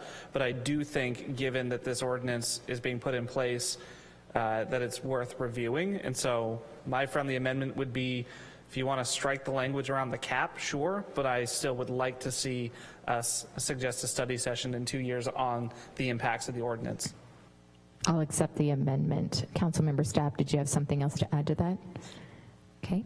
Is there any, Councilmember Okrepke? I would agree with Councilmember Rogers, but I'd also like to offer, if we're going to have a study session on this, and we strike the study session on whether or not to put this on the ballot. That's a separate amendment. That's a separate motion, I believe. I'm going to call that as a separate motion, if you'd like to bring that forward. So I'm going to go ahead and call a roll call vote on my motion on the floor. To clarify, did Councilmember Fleming approve the friendly amendment? I apologize. Were you still okay with the friendly amendment? I accept the friendly amendment. Thank you, Councilmember Fleming. Thank you, Madam City Clerk. With that, we'll go ahead for a roll call vote. Councilmember Stapp? Aye. Councilmember Rogers? Aye. Councilmember Okrepke? Aye. Councilmember Fleming? Aye. Councilmember Alvarez? Aye. Vice Mayor McDonald? Aye. Let the record show that passes with 6 affirmative votes and Mayor Rogers absent. Thank you. I'm going to move with my second motion, and then I'll go to you, Councilmember Okrepke, if you have another motion on this item. So my second motion is to clarify that after the third violation of the permit is revoked permanently, that it would then also work on all the other properties owned by that owner. However, we said it before in the clarification of the ordinance, there's been a lot of discussion, so I just want to make sure that staff knows the direction of what I wanted to do on that. So if I understand it correctly, and I'm actually going to want some clarification on a couple other items as well, but for this particular one, for the revocation, so it would be to amend the last sentence of subsection C of 20-48.080 to state that the owner of a short-term rental permit that has been revoked for any reason shall be permanently ineligible for future consideration of a new or renewal short-term rental permit within the city limits of Santa Rosa. Correct. So with that motion on the floor, can I get a second? Second. Thank you. Is there any discussion on this item? May I just note a potential legal issue with a permanent ban? We may face an argument that that's not commensurate with the violations themselves. So I would just ask if the council would prefer some time limit rather than permanent. So for clarification, would you say that they couldn't, their license would be revoked on the property that they had violations, but you're saying that on the other properties you would need to have a time limit, like a suspension? I'm not clear on what your suggestion is. I'm sorry.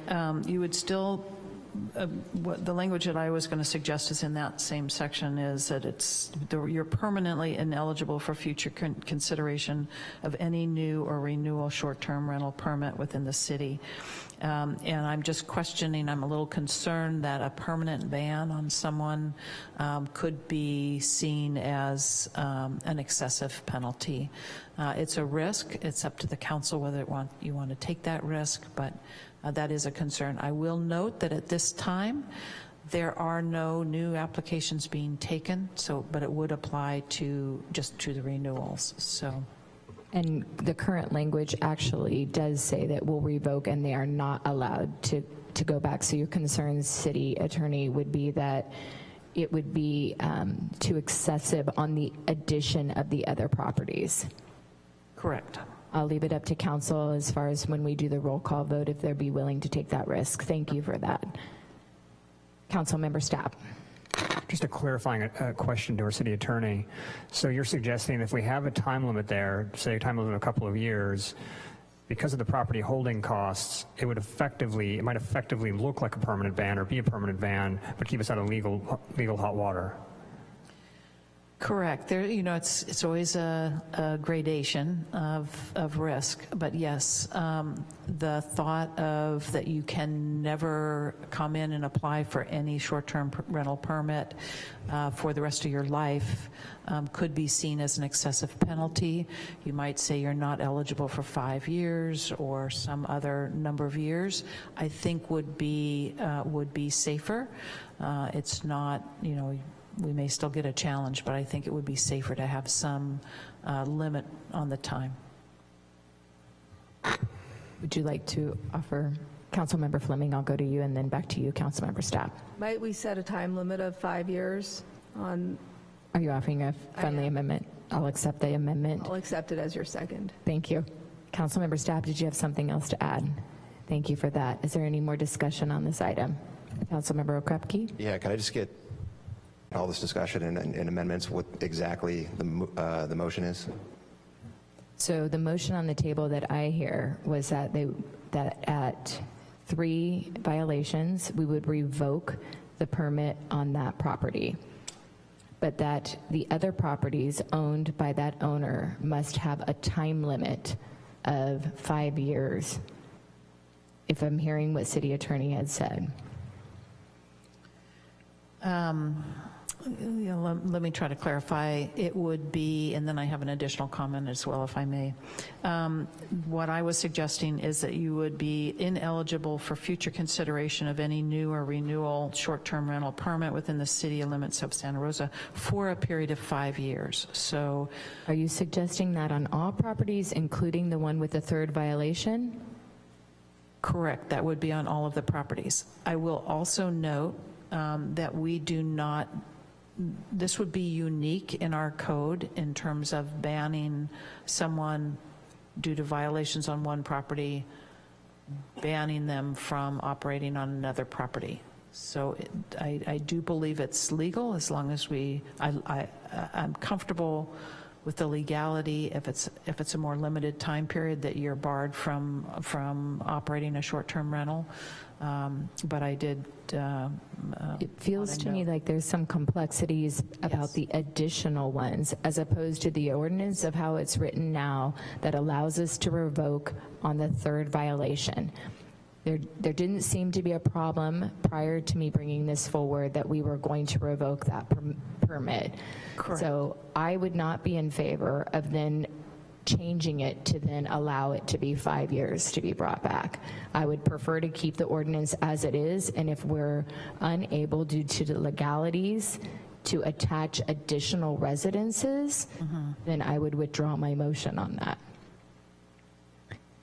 I'd prefer to get rid of all those, but if you're telling me from here that that is going to be problematic because of each one owning a permit separate, and that it would be considered egregious in some way? I'm comfortable that, yes, you do a permanent ban on the location where you had the violations, the 3 violations. Then I will go ahead and withdraw my motion if Councilmember Fleming, okay, thank you so much. And I apologize for a lot of discussion on that, and I appreciate the clarification up here so that we don't get ourselves into hot water. Staff. Yes, so if I may, I think we might need some adjustments to this language as it is written if we're going to go in this direction. So again, the sentence reads, the owner of a short-term rental permit that has been revoked for any reason shall be permanently ineligible for future consideration of a short-term rental permit within the city limits of Santa Rosa. So I think we need to clarify that it is for the property that has received the 3 strikes. Yes, and I don't want to, let me try clarifying it again. So we have one property that has 3 strikes, that's shut down permanently. In terms of, you can add, again, we've not done it anywhere else, but you could add that operator cannot get another permit, whether it be a new permit or a renewal permit, for some period. We're talking about for a 5-year period. But the ordinance currently reads that they're unable to do business. So you're suggesting that we amend the current language to limit that on the other properties. Right, for a period of 5 years. As opposed to because I believe the way the language is now, it would be interpretive up to whoever's reading it. Let me look to council. Councilmember Rogers. Yeah, just as a point of clarification for the city attorney, last year we had a business come forward for a permit on a separate business than a business that they had repeated alleged violations, things that were being reviewed, and we were told that we could not consider, because of some law, we could not consider what happened on one property when assessing the validity of a permit on another property. So why is this different? I'm not arguing the merit of it. I'm asking from a legal perspective. Right. Why were we told then that we couldn't take that into consideration, Right. but now it sounds like we may be able to? Right. Under our, normally a permit runs with the property. My understanding is you have made the short-term rentals by it's the operator, the owner of the property. It's running with the owner of the property rather than running with the property. And to me, that's the difference. Again, it's not challenge proof, but I do think that there is some room. But you are exactly correct that the normal rule, the standard rule in all of our other permits is you don't consider what someone did on property A when you're considering an application for property B. So this would be unique. But again, because you're counting it, it's almost like a home business, so you're counting it that way, that it's personal to the person who's operating. It's not running with the land. That clarification is helpful. Thank you. Councilmember Okrepke. Yeah, just further clarification. When you say this hasn't been done and there is risk, is that based? Are you saying that because your recommendation, your opinion is just your opinion? It's not based off of case law or things that have happened before. What are the risks? I guess you say there is a risk. What is that risk specifically? The risk would be a claim of taking, of takings. How great is that risk? I don't have, I can't cite to a case sitting here right now. I was looking to see if I don't know if Ms. Crocker would like to weigh in. No, she's saying.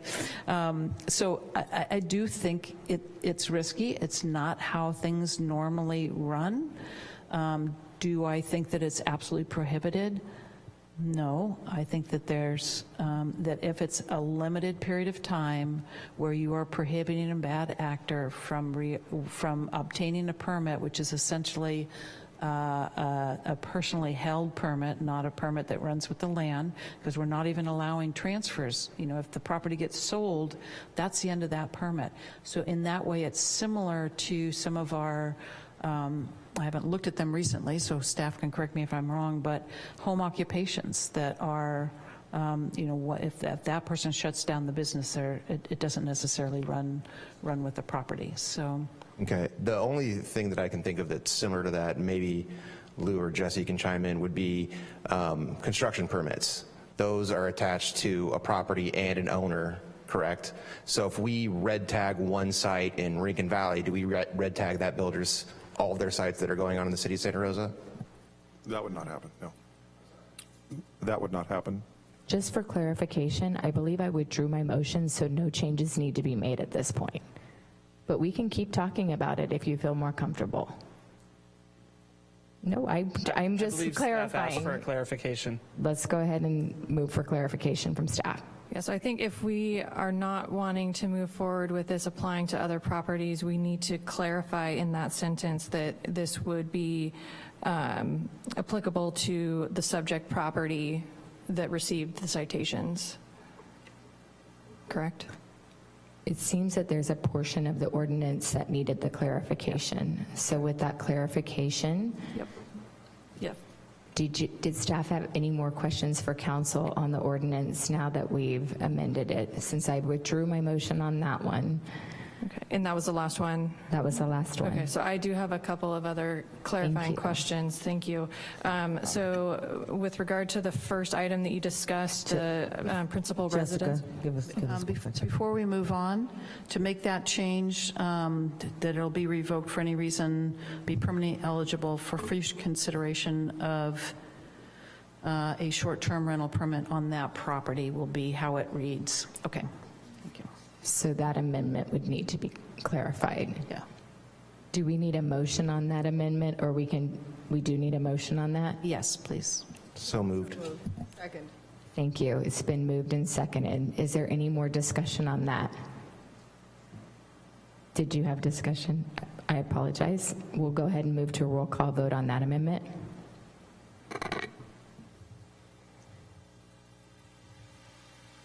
Councilmember Stapp? Aye.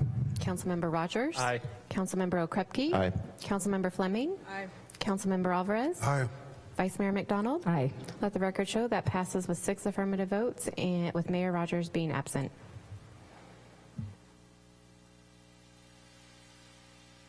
Did you want to go ahead with your questions? Yes, thank you. Sure.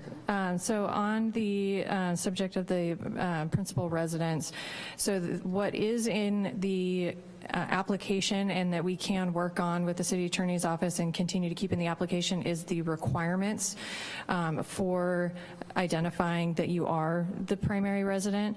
I'm concerned that if we don't have clarification in the ordinance that the owner of a hosted rental must be their primary residence, that we should add that clarification to the ordinance. I believe that was the intent of the motion. Okay. Do you need us to provide the language in the ordinance, or No, are you comfortable with that direction? So I think what we're looking at is adding that language to the definition of hosted short-term rental, and then to section 20-48.040 B1D to clarify that it also is the owner's primary residence. Thank you for catching that. I believe that was the intent of the motion, was that it was amended in the one section and anywhere else throughout that it's necessary. Okay. I do think that we need further clarification on what we're going to use as the definition of either principal or primary residence. I believe we gave the purview to staff to do that through the application Okay. process. So we don't need to have that as a motion? I don't believe Okay, so. I think great. that the motion included that. Perfect, thank you. Was there anything else? Yeah, one last item. So as I heard it, we're going to strike the language on requiring that in 2 years we come back with a discussion on the citywide cap, but that it would be the full ordinance that would come back in 2 years for discussion. That the item would come. The intent was, as I understood it from when we discussed it that night, the intent was already to have a broad discussion about it. We specifically threw in the cap because that's what we kept hearing from the public. Again, we can't tie the hands of future councils on what conversations they do or don't have in that study session. So I'm fine if we want to remove that language. I'm certain that in 2 years somebody's going to bring up the cap for discussion anyway. But I do think it's good for us to lay that marker to review the ordinance in whole in 2 years. Got it. Thank you. Thank you. Okay, so there's no more motions on the floor. With that direction, are you comfortable with everything that you received from council? Thank you so much. So now we'll go back to the motion as a whole to approve item 12.5. Councilmember Alvarez, if you would put that on the floor, please. My pleasure, Madam Mayor. Move item 12.5 and waive further reading of the text. Second. With the amendments that were provided. Yeah, that is correct. That is correct. 12.4. Thank you, sir. 12.5 as amended. Thank you. Thank you. So with the amendments that were made today and the different motions, we are approving item 12.5. If there's no more discussion, we'll do a roll call vote. Can we clarify the second? Fleming. Fleming. Thank you. Councilmember Stapp? Aye. Councilmember Rogers? Aye. Councilmember Okrepke? Aye. Councilmember Fleming? Aye. Councilmember Alvarez? Aye. Vice Mayor McDonald? Aye. Let the record show that passes with 6 affirmative votes and Mayor Rogers absent. Thank you, and thank you to council for going through that with us once again. We are now on item 13, public comment on non-agenda matters. Madam City Clerk. Thank you. We are now taking public comment on item 13, non-agenda matters. This is a time on the agenda when any person may address the council on matters not listed on this agenda, but which are within the subject matter jurisdiction of the council. If you are in the chamber and would like to comment but have not provided a speaker card, please make your way to the podium. If you are participating via Zoom, please raise your hand or dial *9. You will have 3 minutes and a countdown timer will alert at the end of that period. The first public comment in the room will be Dwayne DeWitt. Use the overhead projector, please. Okay, one moment.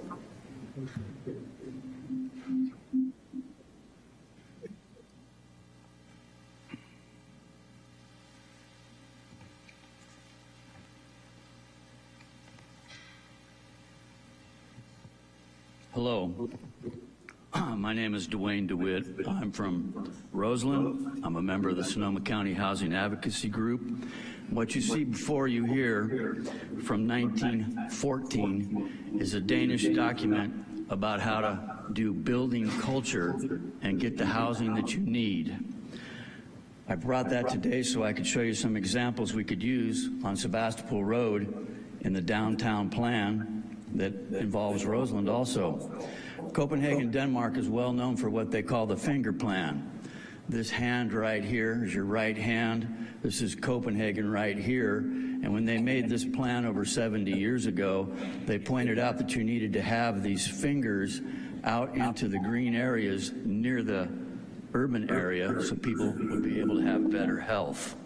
It's very important, especially here in Santa Rosa, where Roseland has a Roseland Creek running right nearby Sebastopol Road. Goodman Avenue runs down to the creek, and it's been a topic that the city paid $100,000 for almost 20 years ago for the Roseland Creek Concept Plan, in which you looked at how to use that Roseland Creek riparian corridor in a sense to be our own finger plan here in our most disadvantaged census district in the entire county, Roseland. If you use these types of approaches, which the Danes have done, you can get these types of houses. This is a 6-story house fronting on a street. Sebastopol Road could be that type of street, and you could utilize this type of housing down that 1.2-mile corridor from Olive Street to Stony Point Road, even further to the west. One of the things that's most important about all of this is that when you use health parameters, you can get a better situation. This is from a Danish newspaper. It's called Saturday Live. It's talking about going out and walking in nature. This nature is right near their city center area. We could do that, and we need to do that, because over in Roseland, we have a high rate of childhood asthma. We also have so many senior citizens being affected by the diesel particulate matter pollution that comes from the trucks using Sebastopol Road. You could help us there because you're talking about urban greening. You've got a new general plan that's come out, but we need to have you folks look to this most disadvantaged area and help us to get ourselves what we need, nature saved, as close to the streets as possible. These areas have trees that act as natural filters of the pollution. Creeks nearby with trees and paths, which are called greenways, can help Roseland residents' health. We need your help to keep that. Thank you for your time. Thank you. There's no one else in chamber. I will turn it over to our Zoom host for public comments from Zoom. Thank you. We have one hand raised. Eric Frazier, I've enabled your permissions. Go ahead whenever you're ready. Yes, thank you. This is Eric Frazier again. And as usual, I do have some additional comments, but please, I don't want to offend anybody. If I could, from the Vice Mayor, my comments are about STRs. You just had a couple hours on a consent item about STRs. Even though I know the time has passed to comment on that, I do have information about STRs I care to share. So please, if that's not allowed, tell me now. Okay. So thank you. I did mention that the work that we've been doing to pay attention, to observe, to participate, and to funnel that information into more of a research agenda. I believe we've already taken public comment on STRs. Thank you. Is there any more public comment? I apologize, my ears don't always work that well, so I appreciate my colleagues letting me know that's what he was talking about again. Thank you. There are no more hands raised in Zoom. Thank you so much. We're going to go ahead and move to item 14.3, so we're going to be taking the agenda out of order so that we can talk about the declaration and future of the Southeast Greenway. We do see there's a large number of folks here in the audience, so we are going to go ahead and take that item first. So item 14.3.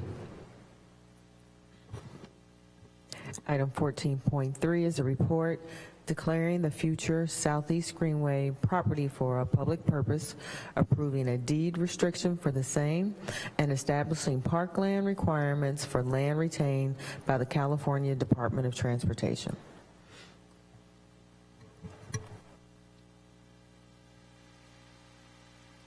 We'll take this item if we have staff in chambers ready to present.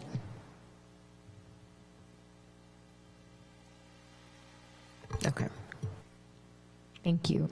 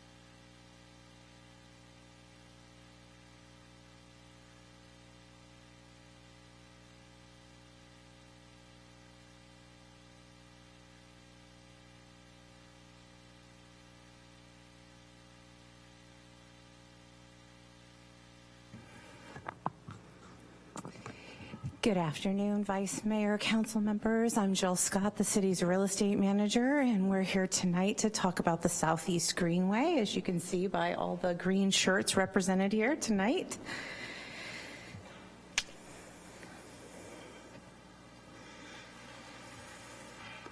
One second, sorry, I'm having a little difficulty here.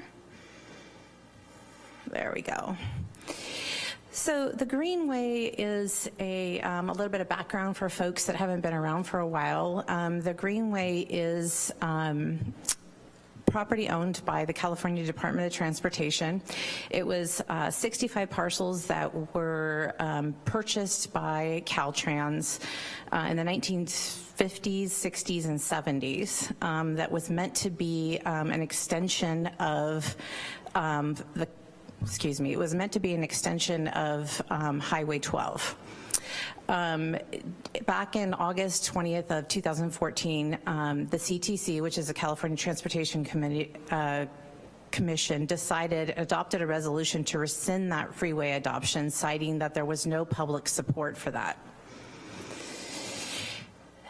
So council actions taken since then. Back in 2014, the city joined the Southeast Greenway Community Partnership, which consists of Sonoma Water, the Southeast Greenway Campaign, which are all these folks up here in these green shirts, Sonoma County Regional Parks, Sonoma Land Trust, and Land Paths.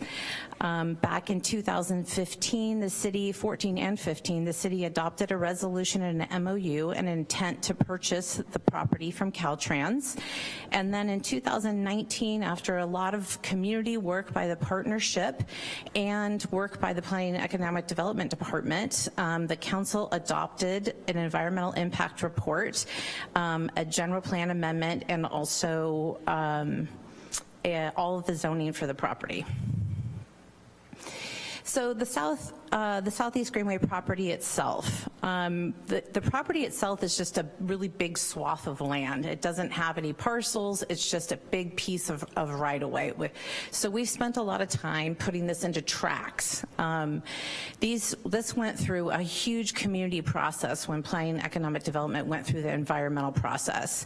So these tracts were zoned, and through the community process, 3 of the tracts, which is a little over 10 acres, were zoned into what is developable tracts for housing. So they were to be set aside for housing.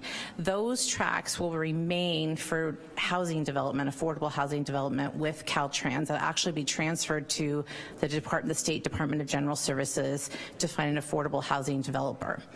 So from now until then, the city now desires to purchase the remaining 49 acres for an urban park, which would be for a public purpose. So recent developments on this, as you know, the city, you've seen staff here over many years, and the city's had many developments over years. Recently, the campaign and city staff have completed mapping and the title work, which has been very extensive on this project. Caltrans has approved the mapping, which doesn't sound like much, but was a long and tedious process and a big feat. Another really big milestone was that the California Department of General Services approved the sale of the Caltrans excess land to the city. And the city would really like to thank Senator McGuire, the California Department of DGS, HCD, and Caltrans for working with us to make that happen. So they accepted the land the way it was mapped and accepted those lots. So all of state land runs under Governor Newsom's executive order. So all excess lands are looked at for affordable housing first, and after they looked at it, they agreed with the way that it was mapped and the developable units, and they were happy to take the 10 acres and look for affordable housing on that. So we can see up to 244 units adjacent to the Greenway of affordable housing, which is a really big milestone. We began negotiating an easement with Sonoma County Agricultural and Preservation and Open Space. They're a major contributor, a grantor for the purchase of the Greenway. We began negotiating an MOU of understanding with the Sonoma County Water, or Sonoma Water, for all of the utilities, all the water utilities, which will be underneath the Greenway. And the appraisal was finally completed on the Southeast Greenway property, and that appraisal has been accepted by city staff as well as Caltrans staff, and is now with Caltrans headquarters for its final approval. City staff and Caltrans, like I said, have signed off, and then we're just waiting for that final approval. So the public purpose, one of the reasons that we're here tonight for this we have a resolution that's packed full of things that we needed to have council consider tonight. The next steps in this process were Caltrans looking for a few things for council. They want a declaration from council that the Southeast Greenway property will be used for a public purpose in perpetuity, and of course that's what we're looking for. We're looking for this beautiful urban park in perpetuity. And then they also would like to see an approval of a deed restriction at the time of transfer of the property for the same. And then a little bit about the public purpose. So the Southeast Greenway property may include, but obviously is not limited to, many different things, but I wanted to touch on a few of them. It would definitely include a bike and pedestrian path, which is going to be really important here because the connectivity, actually for many different reasons, but I'll talk about the connectivity for a second. This is going to connect all the way to the east side of Santa Rosa to Spring Lake Regional Park, all the way to Farmers Lane on the west. So our bicycle and pedestrian master plan is just about to update. So our transit planners, as a major piece of that update, are looking at low stress options right now for routes to connect that westerly portion to Prince Memorial Greenway, which will connect to the Joe Rodota Trail, which gives us a complete connection all the way to West County. So this is a major connectivity piece for not only Santa Rosa, but all of the county. And not only is that important, but think about how that helps for non-motorized vehicles for traveling, helps meet our GHG reduction goals and our climate goals. The Greenway really has a lot to offer to our community, and that's why, looking at this picture, I love this picture because, as some of you have seen in the paper, people have been calling it Santa Rosa Central Park, and this picture kind of makes it look like Santa Rosa Central Park. I wanted to talk about also that the next big steps. So this project, came to us. The Greenway, of course, campaign started this as a grassroots campaign to not have that freeway started. It's really, they are the ones that really started this and got this going. The council decided at that time they wanted this to happen. They joined the partnership. It came to planning and economic development, and then it came to my team in real estate services, and then after we're done, it will go to recreation and parks. When it gets to recreation and parks, there's going to be a really long public master planning process. So the public will be extremely involved. Everyone will have ample opportunity to talk about everything that they'd like to see in this long urban park. And it's over 49 acres and almost 2 miles long, so there's plenty of room for everybody to have everything they want. Okay, so back to the developmental pieces, the development pieces for a minute. So those 10 acres of development pieces where we're gonna see hopefully 200 plus acres of affordable on the east side of Santa Rosa. Those are gonna be retained by the Department of General Services, I said, by the state. They're gonna be looking for a developer. Right now in our city code, it may be, it says right now for one or more developable units are being built, that it could be possible that that developer would have to donate parkland to the city. Well, Caltrans said, really, on the Greenway, we'd have to donate more parkland, and staff said, recognize that future residents are adequately served by 49 acres of parkland on the adjacent property. So we're requesting, again, in this really long resolution tonight, that council agree or allow these developable pieces to not have to dedicate parkland. And then I just wanted to talk a minute about the acquisition funding. This acquisition because of the Greenway campaign and Land Trust, who have gotten all the grants and the donations for this, none of this is being paid for from any city funds. Is completely grant funded, as I said, and donations. So there's funding coming from Sonoma County Ag and Open Space. We have pending funding right now from State Coastal Conservancy, Community Foundation of Sonoma County, the Mead Foundation, and then a lot of individual donors of the campaign and the Land Trust. And I do want to touch on that we may or may not need all of these funds for the actual acquisition price of the property. And if we don't, we may be able to use, or we're hoping to use, these or other grant funds to be able to maintain the property until the park can be built. So the next steps, and another piece of what I keep saying is the long resolution, is staff will work with Caltrans to negotiate a purchase and sale agreement with the price and term parameters that were approved by council just a little while ago in closed session. And to meet Caltrans's requirement, it's a little bit different than how we usually do it, but we're asking tonight in a resolution if you can approve or authorize the real property manager to negotiate the agreement with Caltrans, and then authorize the city manager to actually execute the agreement approved as deformed by the city attorney. And then the next step after that, once it's negotiated, is that we would be in front of the California Transportation Commission, the CTC, and they would hear the item for final approval. And with fingers crossed, we're hoping that could be as early as January of 2024, which is very exciting after this really long process. And so the recommendation,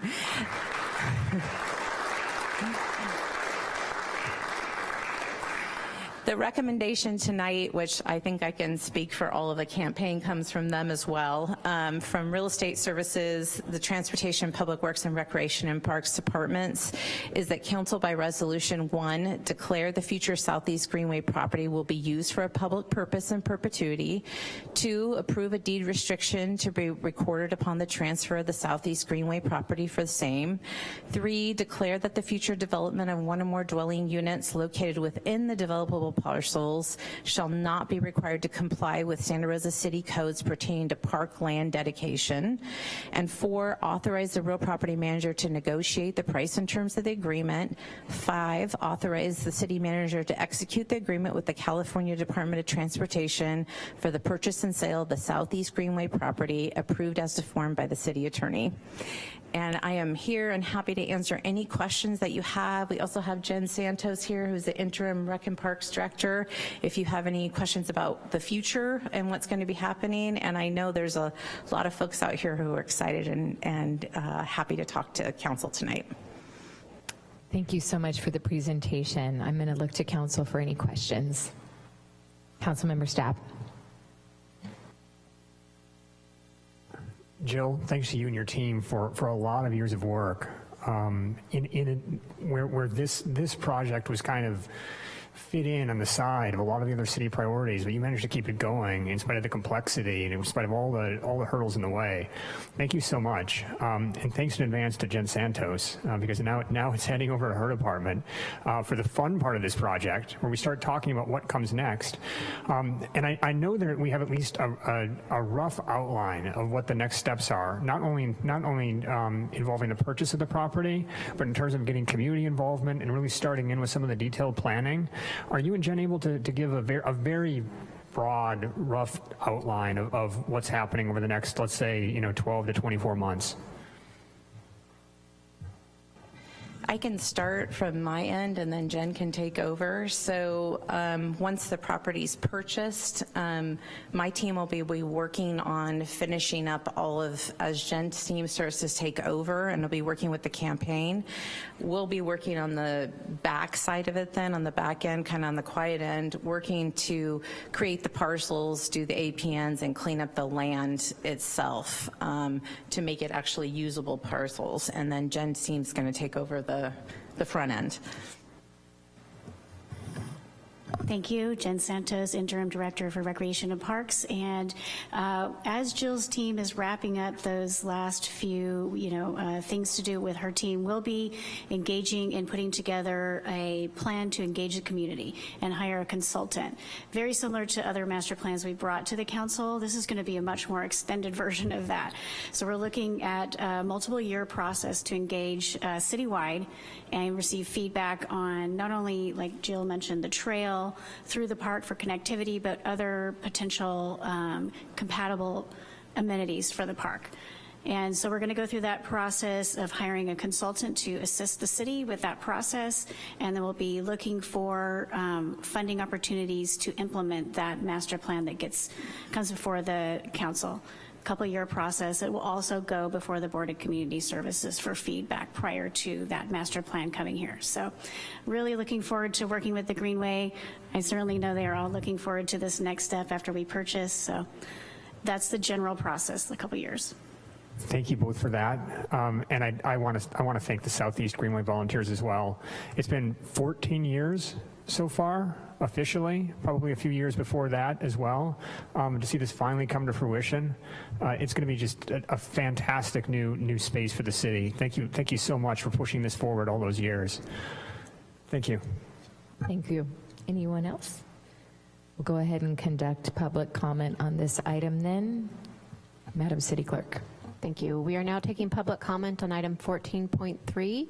If you're in the chamber and would like to comment but have not provided a speaker card or your name, please make your way to the podium. If you are participating via Zoom, please raise your hand or dial *9. You will have 3 minutes and a countdown timer will alert at the end of that period.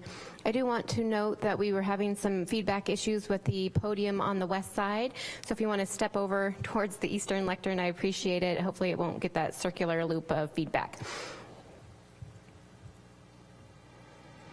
The first public comment will be from Dwayne, followed by Linda. No, please use the Eastern lectern. Oh, and please note that we are having public comments on this item and all the report items for the remainder of the evening, limited to 2 minutes. My name is Dwayne DeWitt. I'm from the Sonoma County Housing Advocacy Group. I'd like to recognize June and Howard Mose. They were the forerunners of the effort to stop the freeway that would have gone through and to save the land for what we have now coming forward. Congratulations to everybody involved on these efforts that they've been doing. I'm holding with me today the preferred alternative from the May 15th, 2017 meeting at what was then the Bennett Valley Senior Center, recently torn down by the city. The highlight of that meeting to me was that there had been a class from the UC Berkeley Department of City and Regional Planning that had done a graduate student studio, and they had recommended that there be more housing along this because there's the opportunity to help to deal with our housing issues, and it's also about social equity and promote public safety. That was from page 5 of the staff slides back in 2017. One of the things that's really important whenever you put forward the idea you'll have a green space is that you have some maintenance and some management of it so that it will stay nice. And if you don't have eyes on the prize, you'll end up like the Joe Rodota Trail. Think about that, folks. I'm all for these bikeways. We want the Roseland Greenway along the creek to be the Southwest Greenway, and we've talked about that for decades. But if you don't take care of this, you're going to end up with serious problems. Tens of millions of dollars have been spent to try to deal with the problems along the Joe Rodota Trail. So I just ask you to go ahead and go forward with this, but put more housing in all along, wherever you can, so you'll have eyes on the prize. We'll have social equity, and we will have public health. All the best to you all. Good night. Thank you, Mr. DeWitt. The next public comment will be from Linda, followed by John. Hi, Linda, go ahead. Thank you. Good evening, Vice Mayor McDonald and City Council members. I'm Linda Prue. I'm a volunteer and also a founding member of the Southeast Greenway campaign. And tonight I'm here speaking for the campaign. We're very pleased to support the draft resolution that Jill just presented to you. As she said, before Caltrans goes through with the acquisition process, they clearly need a strong commitment from the city that this land will be used for public purposes. And I think Jill did a great job of explaining some of those public purposes, and I want to just add a few. In addition to active transportation and the connectivity that she mentioned, there are many other benefits, including recreation for people of all ages, easy access to the outdoors for both residents and visitors, habitat and creek restoration, climate-enhancing improvements, and many, many more. We so appreciate the city's strong commitment to this project over many years. Jill mentioned that the Greenway joined the community partnership, and she mentioned also the members back in 2014. It has proved to be a really productive collaboration. Most recently, as you know, the city's real estate department has worked so hard and for so long on the very complicated process needed to actually acquire the Greenway. So we want to commend all of the city staff and thank them for their commitment, their competency, their hard work, and their perseverance in this long and challenging project. They have really been fabulous to work with, from planning, parks, to Jill. Thank you so much, and we ask for your support.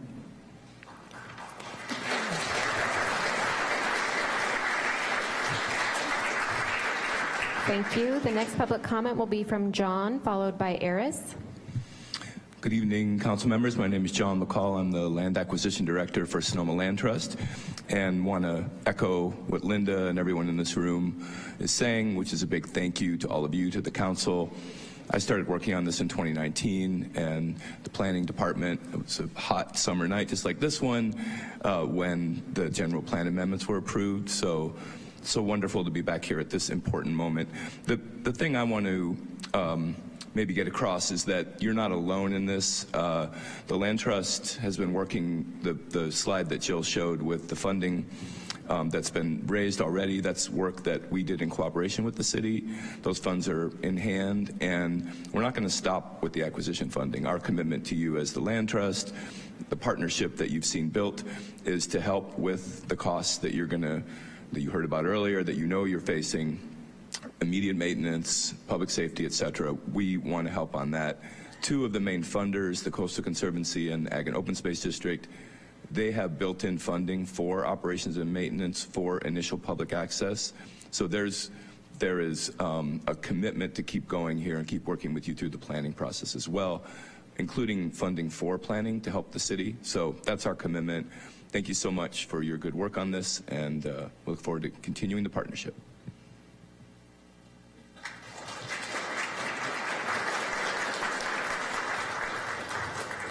Thank you. The next public comment will be from Eris.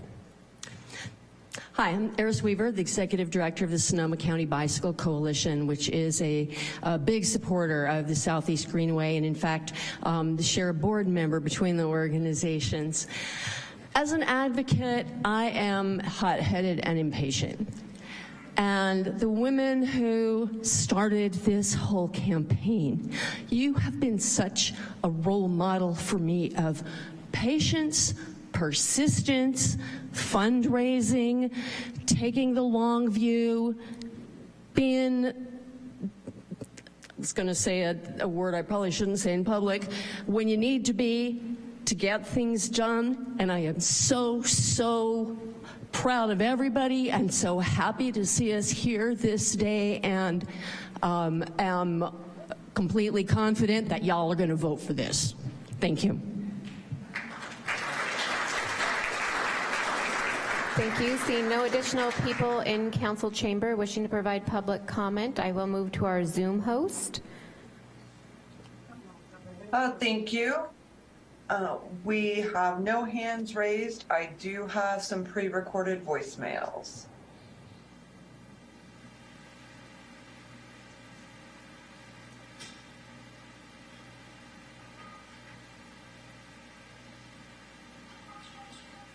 Did I hear correctly that there were no hands raised? There are some pre-recorded voicemails coming up. We just have to load the presentation. I apologize.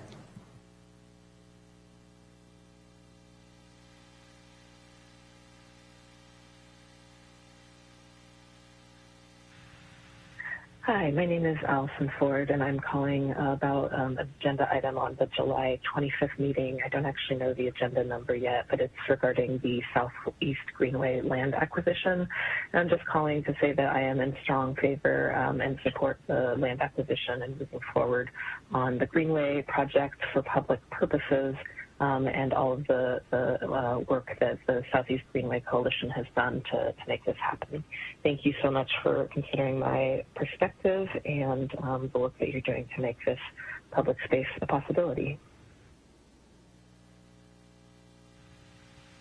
Hi, my name is Elaine Walter. I've been supporting the Southeast Greenway project since almost its inception financially. I work at Harvest with Hungry Garden and live in the neighborhood, and I think it's very important for all of us that live in the eastern part of Santa Rosa to have another way to access Spring Lake and Annandale, and I think it will be a wonderful addition to our community. So I would urge the City Council to help promote this project and open a new chapter by helping us complete the long-awaited purchase of the property as a park and an open space area. Thank you very much. Hope to watch you online. Bye. Hi, this is Lori Lynn Hogan, and I'm calling on item 14.3 of the Southeast Greenway. I'm hoping that you all will vote in unanimous support of the Greenway moving forward, the acquisition, and all the stuff that's going on there. So thank you for your support, and looking forward to our Greenway continuing to unfold on time and on schedule. Thanks. Bye. My name is Thea Hensel. I'm commenting on item number 14.3, the Southeast Greenway campaign. I want to thank you for the special interest that so many of you have shown for the Santa Rosa Southeast Greenway. As acquisition phase heats up, today's vote is a milestone along this path. Many of you can see the long-term vision and benefits that go far beyond the Greenway becoming one of the most important parks in Santa Rosa. Some of those benefits include things like green infrastructure, stormwater management, heat island mitigation, carbon sequestration, just to name a few, things you might not think about when you think about a park. The mere fact that the Greenway has continued to have public support, as shown today, and the dedication of our partners, both public and private, illustrates the importance of this land and what it will become. That completes our pre-recorded messages for this item. Vice Mayor, I do want to circle back. There is one hand now being raised via Zoom. Do you want to circle back to the speaker? We'll allow public comment, yes. Thank you. Zoom host, can you please put up the timer slide, and I will enable the speaker's permissions to speak.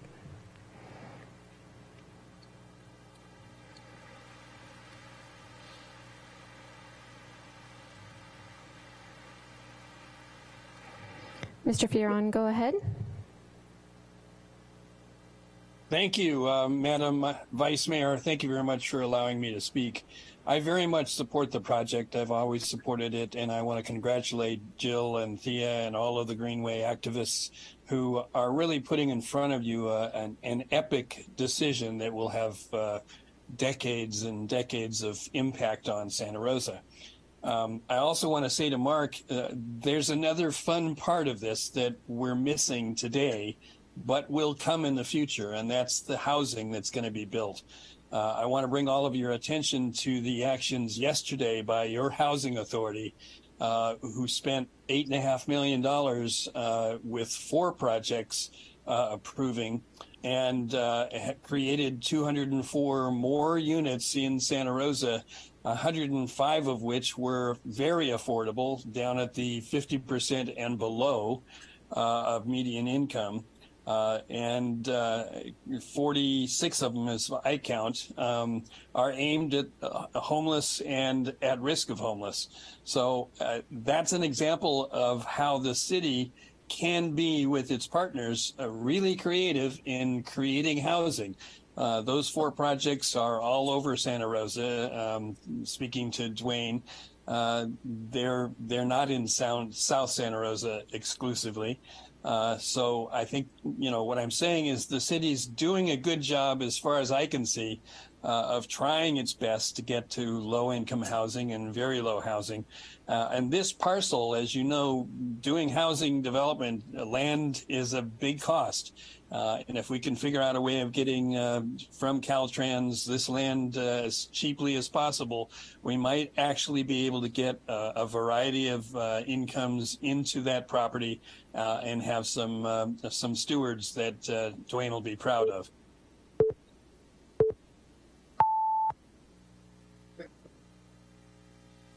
Thank you. There are no additional hands via Zoom. Thank you. I'll go ahead and bring it back to council and ask Councilmember Stapp to put a motion on the floor, and then we'll go to final comments after that. All right, this one's a complicated one. Let me try to get this one right.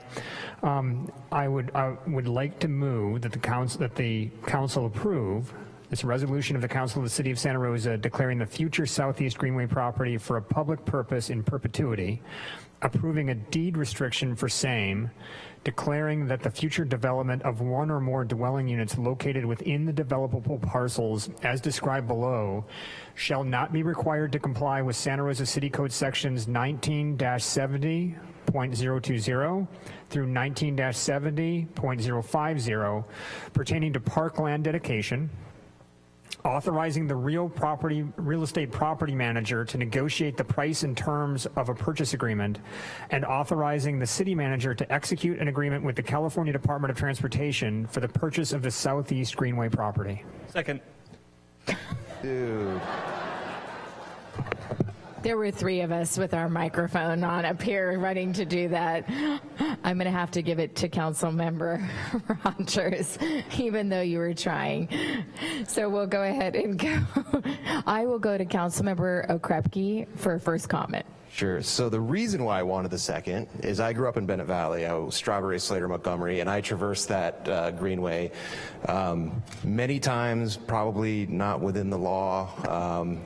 Trespassing on my way to and from school, you know, in that area many, we'll just say decades ago, but it's been some time that this has been overdue, and that's not due to any efforts of lack of effort from the Greenway campaign here.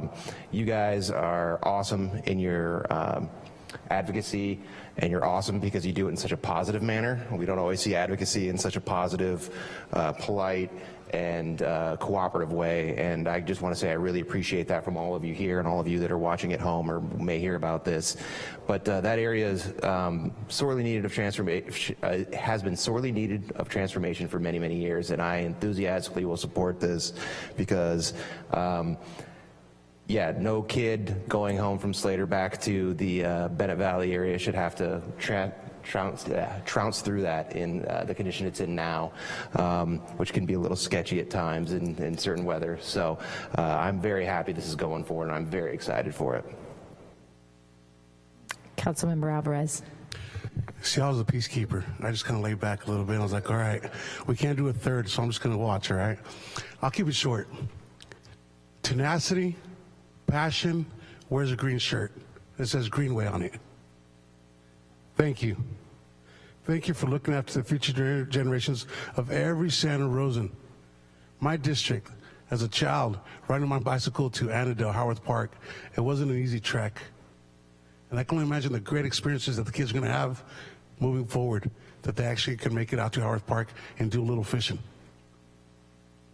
I mean, the amount of activities that the kids are going to be able to enjoy, the safety, when you leave school and play. Thank you. Councilmember Rogers.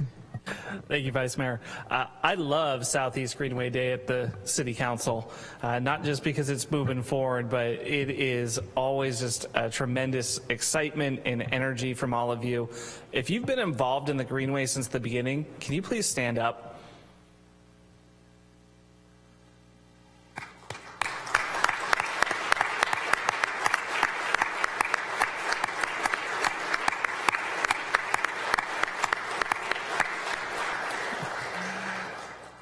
Today is Acquisition Day, which is a really special day for all of us. I just want to thank those of you who have been leading this charge. I want to thank our team and our partners.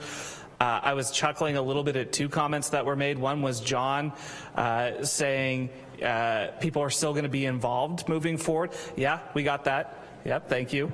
I know folks have thought that this was a Sisyphean task from the get-go, trying to move bureaucracies and trying to acquire the land. And now we get to the fun part. Now we have the land, and that vision can be translated into something that's seeable. We can get those fences down. We can see kids playing on it. I want to thank Caltrans and our other state partners. This has been a slog for them as well, and our entire team is just so excited to see this across the finish line. Thank you for being here, not just today, but every single time. I'm really excited about it, and thank you. All right, we'll give you a little applause. Well done.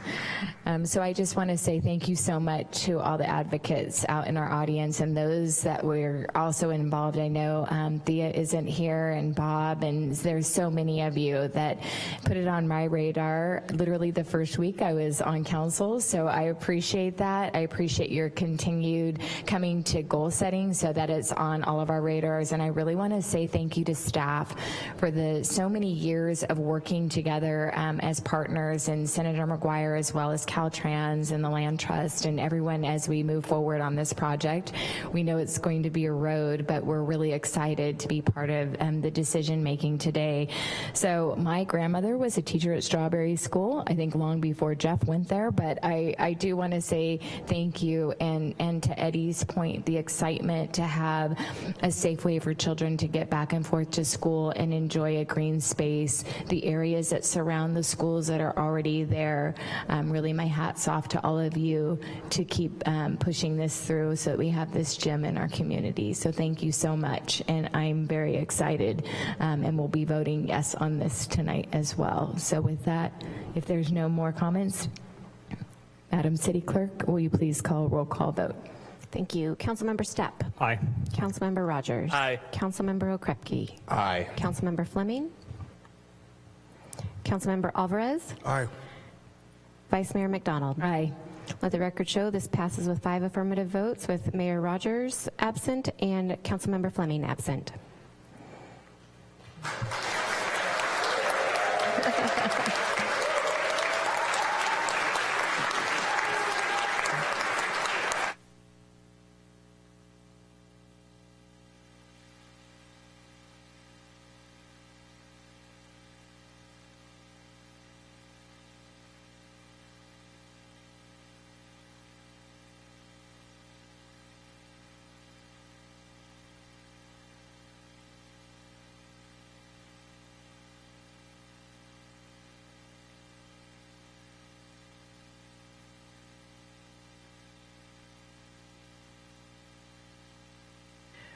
We're going to go ahead and do a 2-minute recess to let people clear out of chambers who would like to go. You're welcome to stay, of course. And then we're going to be moving to our public hearing, item 15.1.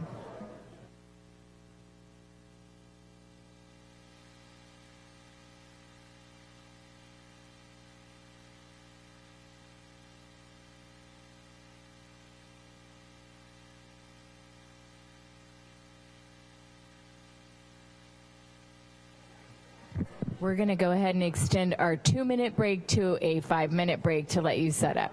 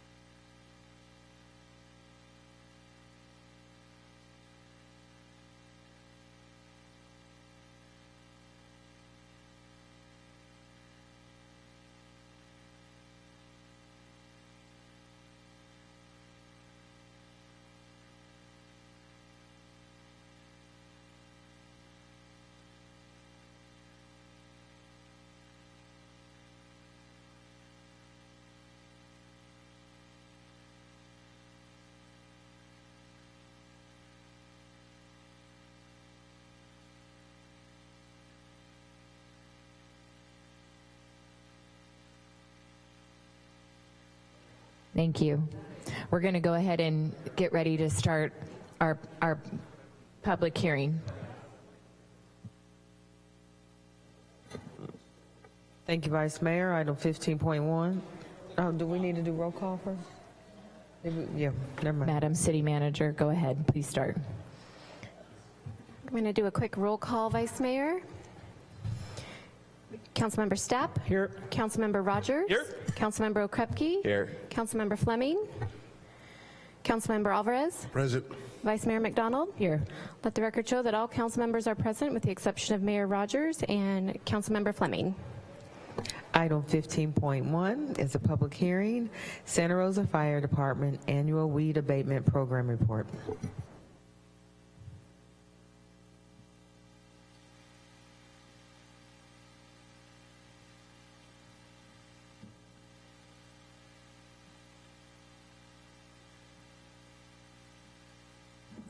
Good evening, Vice Mayor, members of the council. My name is Paul Lowenthal, Fire Marshal for the Fire Department, here for the annual weed abatement public hearing.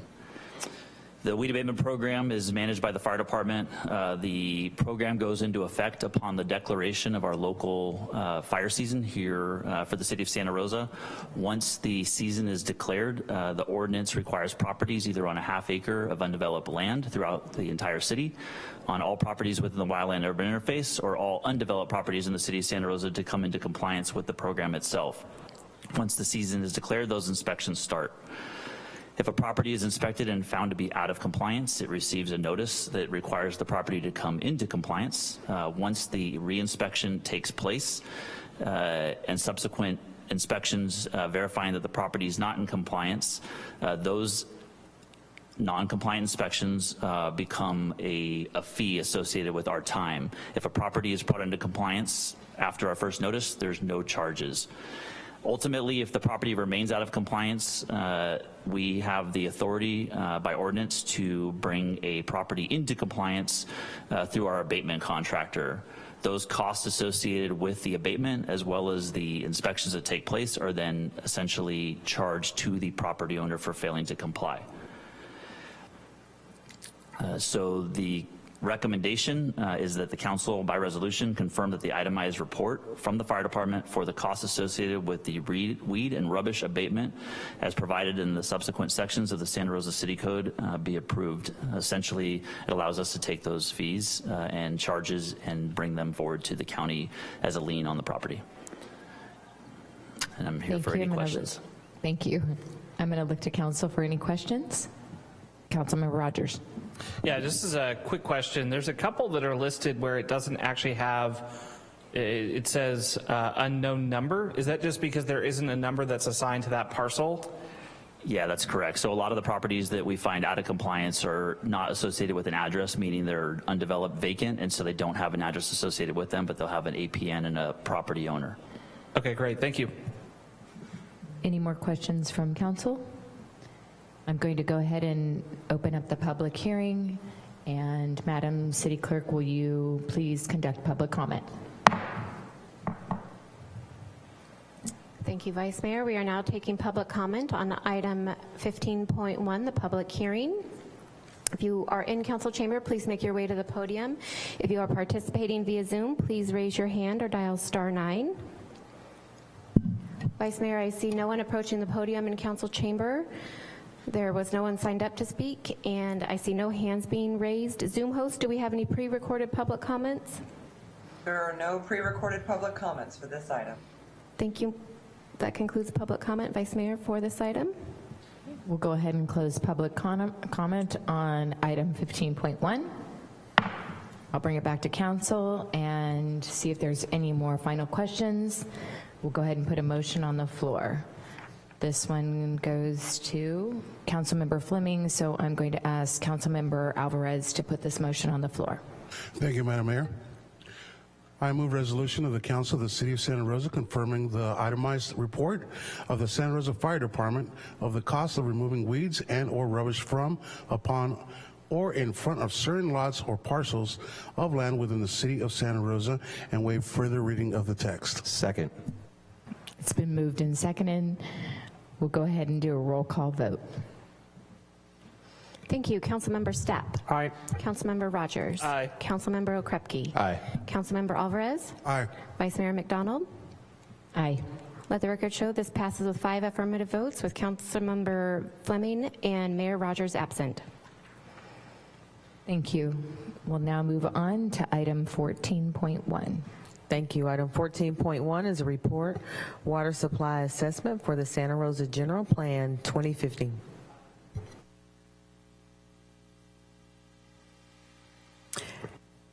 And if you could introduce yourselves for the record, please. Thank you. Okay, there we go. Good evening, Vice Mayor McDonald, members of the council. Good evening. I am Colin Close. I'm a senior water supply planner. Can you, sorry, I don't mean to interrupt. Can you speak up, please? We have fans behind us, so. Absolutely. Thank you. Yeah. Thank you. So I'm Colin Close. I'm a senior water resources planner for the City of Santa Rosa's Water Department. And with me tonight is Chris Hughes. Chris? Good evening. I'm Chris Hughes. I'm a water resources planner with Woodard & Curran, a wastewater engineering firm. All right, thank you so much. So tonight before you is a water supply assessment for the 2050 general plan. So what we'll do is provide you with a bit of information about the regulation that requires this water supply assessment, remind you at a very high level about the Santa Rosa general plan, talk about this particular water supply assessment as it relates to the general plan, look at the analysis, share with you the determination, and then ask you to adopt the water supply assessment for the general plan. So Senate Bill 610 was adopted in 2001, and it requires that certain development projects that are subject to CEQA and have a water demand associated with them must include a water supply assessment. That's an assessment of whether or not there is sufficient water supply to meet the demands of that project, plus any existing water demands and any other planned uses for water over a 20-year horizon. And the process works that when a land use authority determines it's necessary, they ask the water supplier to prepare the water supply assessment, and then the governing body, of course, in this case, our city council, has 90 days to adopt that. We can request a 30-day extension, and we did so for this item. The total 120-day deadline ends tomorrow, so we're before you tonight, just in the nick of time. And just a reminder, I know you're fairly familiar with the general plan, but it is being prepared by the Planning and Economic Development Department, our land use agency. It's a long-term vision for Santa Rosa, and it does include future growth projections. Those were essential to the development of this water supply assessment. We use their projections for population, housing, economic development, and services, et cetera, so that we can make sure to understand the additional growth impacts on water demand from this general plan. The Santa Rosa General Plan is subject to CEQA, and it does fit the definition of a project according to California Water Code, so therefore it is subject to and requires a water supply assessment. In just a moment, I'll turn this over to Mr. Hughes, but just to let you know, the document covers an introduction, the applicability of the law, future and existing supplies, demand analysis, a dry year analysis, which of course you can imagine is quite important in this age of climate change, and then a sufficiency determination. So at this point, I'll turn it over to Chris to tell you more about the work that he and his team did. Thanks, Colin. So the water supply assessment, consistent with the timelines that are considered by the other planning efforts of the general plan, uses 2019 as a baseline starting point and 2050 as a projection endpoint for new development. In the next couple of slides, I'm going to be eventually walking you through how we calculated those projected water demands associated with 2050. We also compared those demands to both existing and projected water supplies under, as Colin said, several of the standard water planning scenarios that are used in other statewide planning efforts: normal water year, a single dry year, as well as a multiple dry year scenario. I'll explain a little bit more when we get there. A side note I just want to remind you about in a couple different places is technically SB 610 does require or dictate a 20-year planning horizon from this current year. So actually we're a little bit more conservative in assuming that those 2050 demands for water would be fully realized by 2043. It's today plus 20 years. When we did our comparisons of supply and demand. Next slide. So our demand projection methodology starts with something called residential equivalency factors, or REFs for short. They're really used as a standardization method across various land use categorizations that are used in this general planning process. There's a lot of assumptions. I'll show you a table with more of them, but an example is 1,000 square feet of retail development land use would be equal to 1 REF.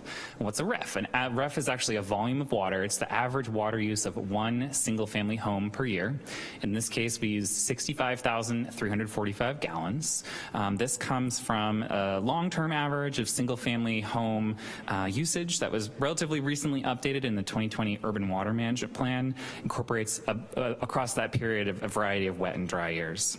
So as you can see with that calculation at the bottom of the last slide, we just are simply multiplying the number of REFs by that 65,000 or so gallons per REF to get our total demand. To get to that point, we have to convert all the future projected land uses to REFs. So on the screen here, the Planning and Economic Development Department provided information on both baseline and build-out conditions broken down by several different land use types. I'm not going to read all the numbers here, but I just want to call your attention to the green box that it does show the growth increment for each row. That's really the difference between baseline to build-out, and is what we used as an input to the WSA's calculations.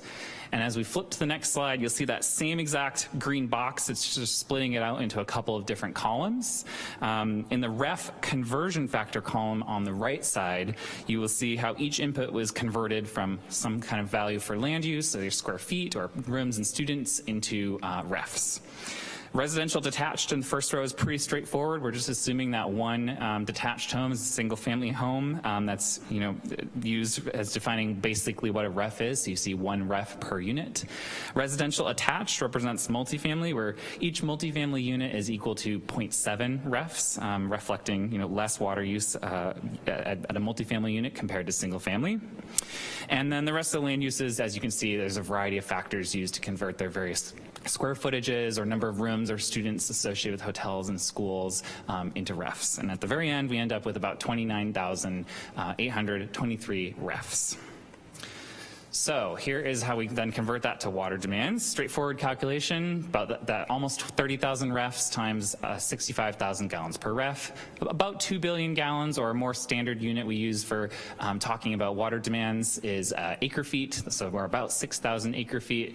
Just as a side note, we do add in non-revenue water, which is that 504 acre feet you see in the box in the bottom. That includes uses like firefighting, some miscellaneous sales from construction, and we end up with a final growth number of 6,484 acre feet. So when we get the total projected demand for general plan 2050, we take our existing demands from 2019, about 17,832 acre feet. We add on the number I just mentioned for the net demand increase, and our total water demand at 2050 would be about 24,000 acre feet. Now, we want to look at compare that about 24,000 number to of our demands to our water supplies. The city has 3 main sources of water supply, which are shown in these 3 tables, 3 rows of this table. The columns show different years with the actual water supplies used in 2020 first, and then projected available supplies in 5-year increments thereafter. These volumes represent water available in a normal water year. You can see that water purchased from Sonoma Water is the largest volume, followed by city-produced groundwater and recycled water. And that from 2025 to 2045, it's the same value each year, assuming no impacts from drought, which will be the next slide. Following slide. So when we look at our demands against our supplies, again, a reminder that we're conservatively assuming that the projected growth happens over a 20-year planning horizon. So it's really fully coming online. That 24,316 acre feet comes online in 2043 rather than 2050 to be in compliance with the dictations of SB 610. We estimated the water demands on a 5-year basis starting in 2023 based on a consistent annual growth rate. So when we compare the supplies and demands in a normal year, you can see that there's always a surplus of supplies, and of supplies above demands, there's no shortage expected. You see that 0% in each of the projected 5-year increments. The picture's a little bit different when we're looking at a single dry year. Here's the same table, but looking at a single dry year scenario, aligning with kind of how we've done this in a standardized way for the urban water management plan. This is based on the actual hydrology of the single driest year on record, which is water year 1976 to 77. You do see that if a single dry year scenario were to occur in 2033 or later, we see that there's a shortage in supplies compared to the demands. In 2043, when we have our maximum demands, that shortage is about 12%. However, I'm going to make it really clear, these are basically normal year demands. The city has a robust water shortage contingency plan that would be implemented as needed to ensure demand does not exceed supply in this situation. The water conservation measures in that shortage plan are anticipated to be sufficient to reduce the demands based on successful implementation during several previous droughts, including the most recent from 2021 to 2022. Lastly, our third water supply scenario here is the multiple dry year scenario. It's based on the actual hydrology of the driest 5-year period rather than just focusing on one at a time. This is based on water years 1987 through 91.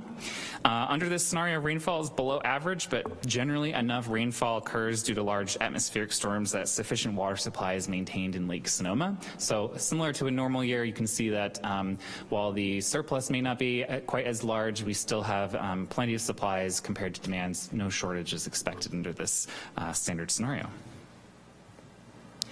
Thank you so much, Mr. Hughes. So in terms of the sufficiency determination, this is sort of the culmination of this water supply assessment. The water supply assessment finds that Santa Rosa has adequate existing and projected water supplies to meet existing and planned development, including the new development in the proposed Santa Rosa General Plan 2050, with the implementation of demand management measures in dry years as needed. It is recommended by Santa Rosa Water that the council by resolution approve the water supply assessment for the Santa Rosa General Plan 2050. And at this point, both Chris and I are here available for your questions. And can I just ask, City Clerk, should I stop sharing at this point? Thank you.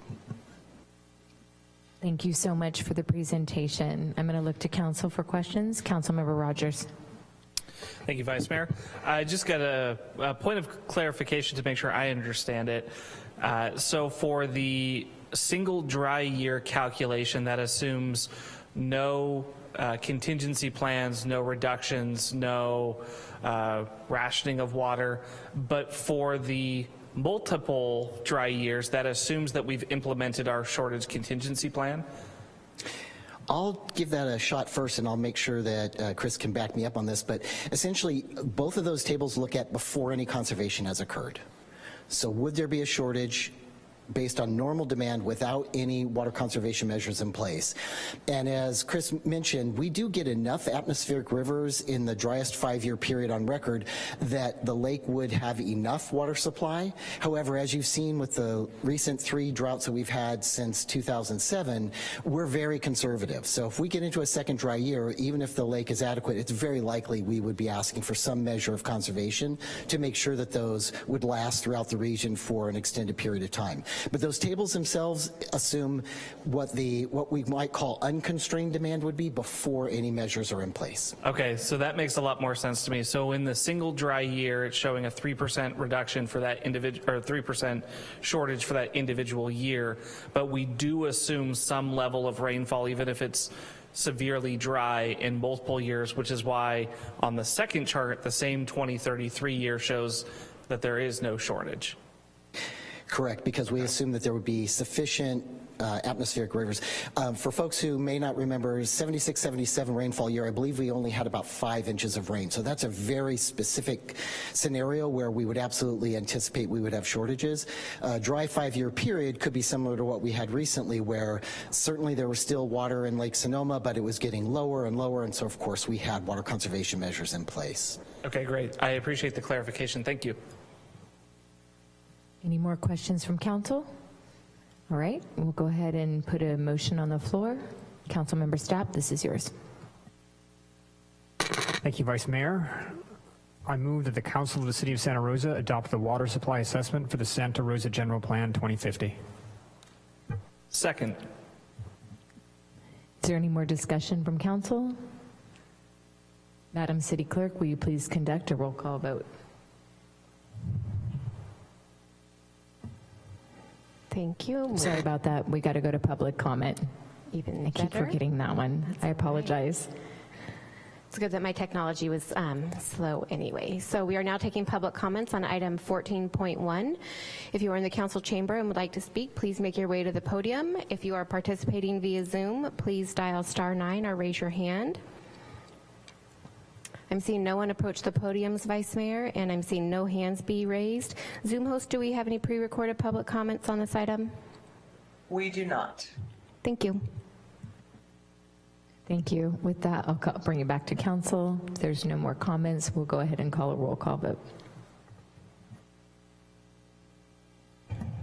Councilmember Stepp. Aye. Councilmember Rogers. Aye. Councilmember Okrepke. Aye.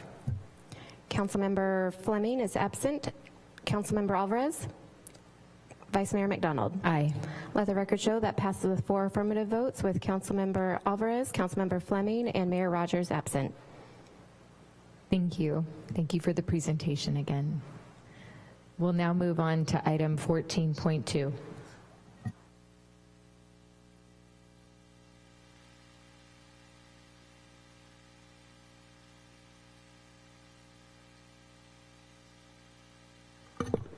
Item 14.2 is a report, Police Department Annual Military Equipment Report.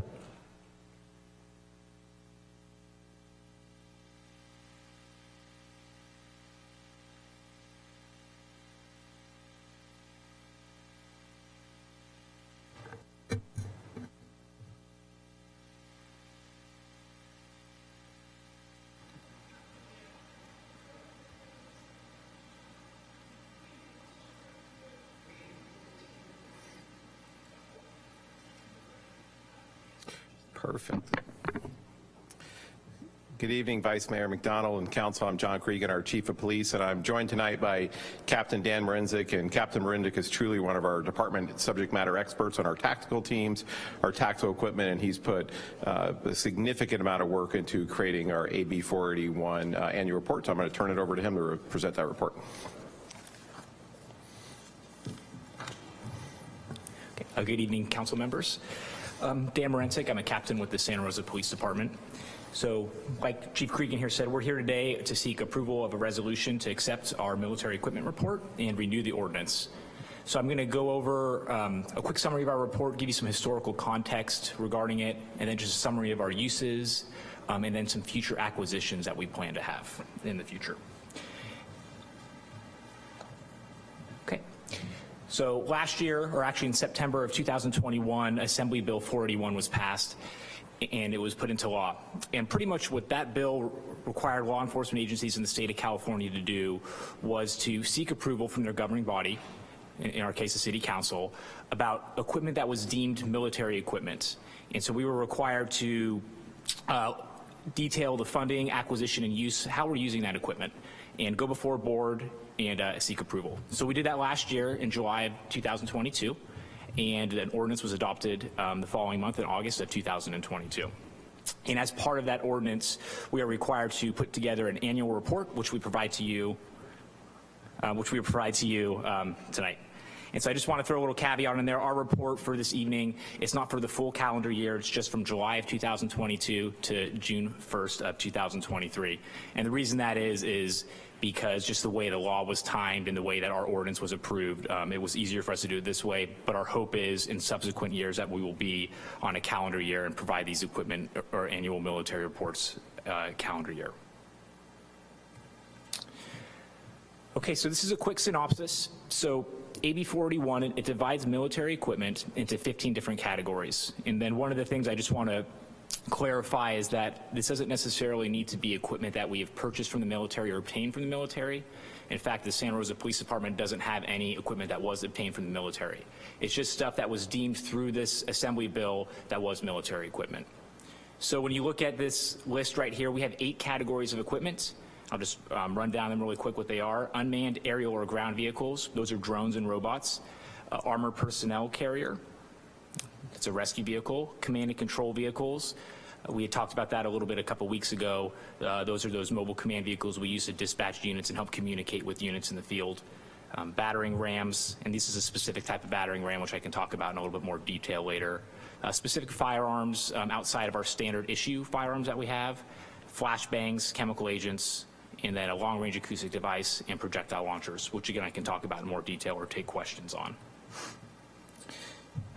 So, really briefly, dealing with category 1, as I go through okay, our drones. These are unmanned aerial vehicles. So there's a more detail in the staff report, but as you look up here, you can see that we had 165 deployments of our aerial drones last year, and we use these drones for a variety of things. One of the important caveats I want to put out there is they're not used for random surveillance activities. We're not using them to look into people's yards. We primarily use them for suspect apprehension. We use them to search for missing people. And one of the main uses we've noticed with drones is the ability to diagram crime scenes or traffic accidents. So what we found is that using drones, it allows us to document scenes quicker, in greater detail, greater accuracy than if we were to go out there and measure things by hand or the other methods that we'd used prior to. So I'll break down these numbers for 165. Again, I talked a little bit about what some of those uses were.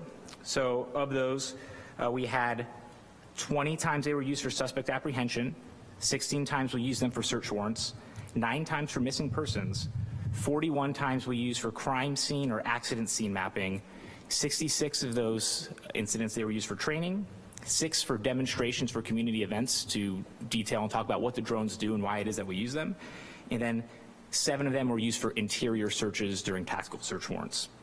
So a little bit about just the uses of drones. Again, I can take more questions later if you have some. And then you look at the cost, that $15,288, that's what we spent in this last year from June of 2022, or July 1st of 2022 to June 1st of 2023 on drones. And then you'll notice under there, there's a section with future purchases. We've identified some future purchases, and I just want to clarify, because of the way the law is structured, we're putting down things that we hope or we think that it might be possible for us to purchase this next year, but a lot of these things are going to be dependent upon the budget, upon operational needs, just upon the necessity of us having them. And you'll see down here that there's actually 10 drones we've listed for the hope to purchase in the fiscal year, and one of the reasons that's on there is there's been, with some technology, the drones that we currently have, there's been some security issues and concerns because of where they were manufactured. They're internationally manufactured. So it's been the recommendation of local law enforcement agencies as well as the federal government to change that brand of drone and go to a new drone. The next item up here we have is the armored rescue vehicle. If you recall, for those who were on the council then, we came in October and presented to make an amendment to our military equipment ordinance to allow us the purchase of the armored rescue vehicle. So you can see that cost up there, and the reason why that cost is so high is because we initially purchased this vehicle last year and we had to pay to have it outfitted. This is a vehicle we use during tactical situations. It can be used for officer rescues. It can be used for active shooters, for really those tactical incidents that really go beyond the scope of what our normal officers can do on the street. You can see up there that there was 14 deployments. Some of those deployments were before we actually had our ARV. So 6 of those deployments were with our ARV that we purchased. Another 5, we used the Sonoma County Sheriff's ARV before we were in possession of this. One of those deployments was used during a barricaded situation before our SWAT team, which primarily uses this ARV, was called out to the scene. And we used another 2 incidences, we used them for community demonstrations. And we don't have any, and under future purchases, we don't have any future purchases planned other than the ongoing maintenance that we'll have for this vehicle in the upcoming year. And then I just want to clarify, you'll notice with most of this report, when you see the deployments, talking about what the deployments are, in our actual annual military equipment report, you'll see that most of these deployments are for SWAT tactical missions, and it actually details those in greater detail in the report about what the specifics were behind each deployment.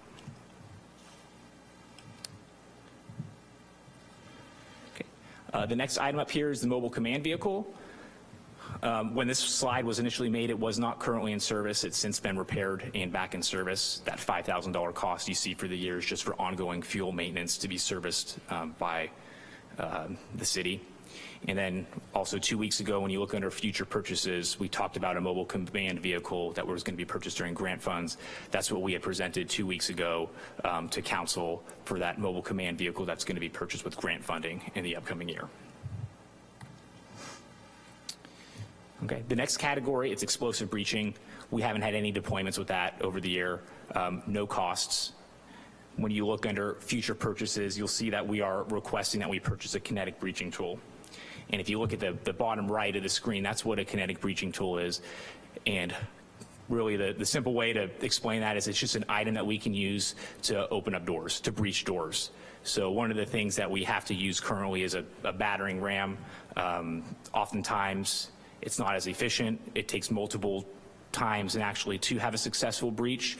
This item right here, it uses an actual .40 caliber blank that goes in there, and it's just like a piston. It pushes forward and pushes back and allows the teams or tactical teams, which this would be used for, to breach doors.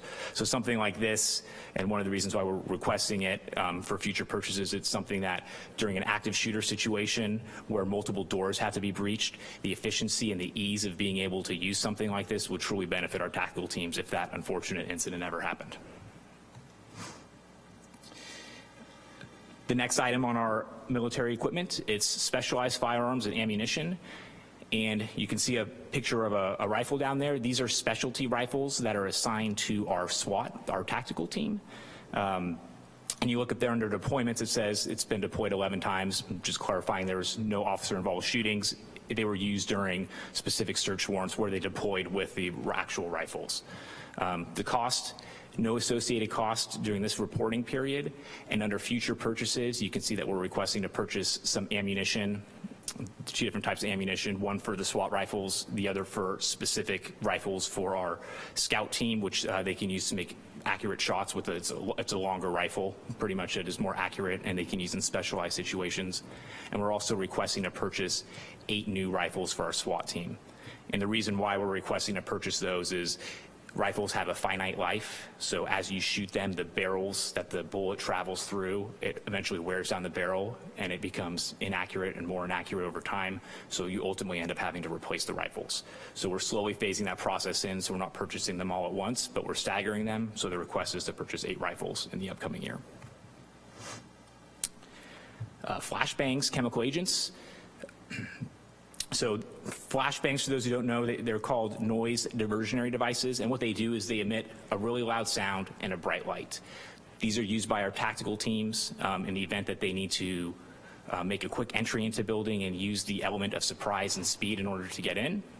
And then chemical agents, I think we've talked about them before, but they are just, a lot of them come from organic chemicals, and what they do is they're called a lacrimator, and so what they do is they provide the swelling up of what we call mucous membranes, your eyes, your nose, things like that, and you'll feel a temporary burning sensation. And so those are used in a variety of circumstances, primarily by our tactical team and our mobile field force team, but those are the situations that they're used in. And so if you look in here for the reporting period, there was 0 actual field deployments for the last year. However, they were used 41 times, or 41 devices were used over the course of training. And again, those trainings were for our mobile field force team as well as our SWAT tactical teams. Under future purchases, you can see we're requesting to purchase a few different items. I think it's do some quick math, 160 items that we're requesting to purchase. And one of the reasons for those is we use them up in training, but like a lot of things that we purchase, chemical agents, flashbangs, they have a finite life and they have a 5-year shelf life. After that, they're not covered by manufacturer warranty, and the manufacturers don't assume any liability if something's to go wrong. So once that 5-year date hits, we'll not use those items any longer. We'll have to replace those. Next item that falls into category, it's our long-range acoustic device. We use this for communication. What it is, it's like a big communication tool. There's some proprietary technology, and because of the way that it's designed and the technology behind it, it really allows us to focus the direction of sound and allows a much more clear communication between us and whoever it is we're trying to communicate with. So we can use this for a variety of things. Tactical incidents, crowd control incidents. We can use it during natural disasters for evacuations, anything where we really need to be able to project ourselves and communicate vital information to somebody so they can hear it. You can see up here we've used it 11 times during the course of this reporting period. Those were all during SWAT tactical operations. No cost associated other than training, and we don't have any future purchases planned. Last item on here is projectile launcher. There's a photo of one on the bottom of the screen, as well as a less lethal round that can be used in it. We had 3 deployments this year. They're used often in times of combative situations where somebody's combative, there's a threat of suspected, perceived, or violence going on, and we need to subdue them. One of the reasons why we use this is having this option of using a projectile launcher as opposed to something else. It really gives us an additional tool so we can use a lesser amount of force, because often in times like this, the alternative would be possibly to use deadly force or lethal force as opposed to using something like this. So again, 3 deployments. There was no cost associated. We are planning or hopeful to purchase 100 additional of those sponge rounds on the bottom of the screen. And again, just like all the other munitions that we have, there's a finite shelf life of 5 years, and we have to start replacing these items after then and can no longer use them. Okay, I went through that really quick, some of those items. Again, it was just a real basic summary. I know we had presented before to council and in more detail last year about all these categories and the items, but I just wanted to give a quick, real rundown and then some of the things we use them for, and really just answer any questions that you have or any input or feedback that you want to provide to us. I look to council. Go ahead, Councilmember Rogers. Yeah, I really appreciate the presentation on this and the, in particular, walking through in the report the different circumstances around the deployments for each of these things. Could you remind me with the Bearcat vehicle, I know prior to us purchasing it, we would borrow it from time, and you reflected that in the report from, I believe it was the sheriff's office. Do we have anybody who is requesting to borrow it from us? I can't remember if we built into when we approved it that it had to say SRPD with our trained individuals, but I can't remember. It's the way it's worded in the policy, and the way that we have is we are allowed to, other agencies can request it from us, but they also have to have it approved through their governing body to use. So if you had another agency, and they did not allow the use of an actual armored rescue vehicle, then we would not lend that vehicle for their use. I don't believe we've actually had a request to use it during this reporting period, but there are times, thinking of what could happen or the contingencies in the future, that I could see other agencies requesting our armored rescue vehicle as well as using an additional one as well. Great, thank you.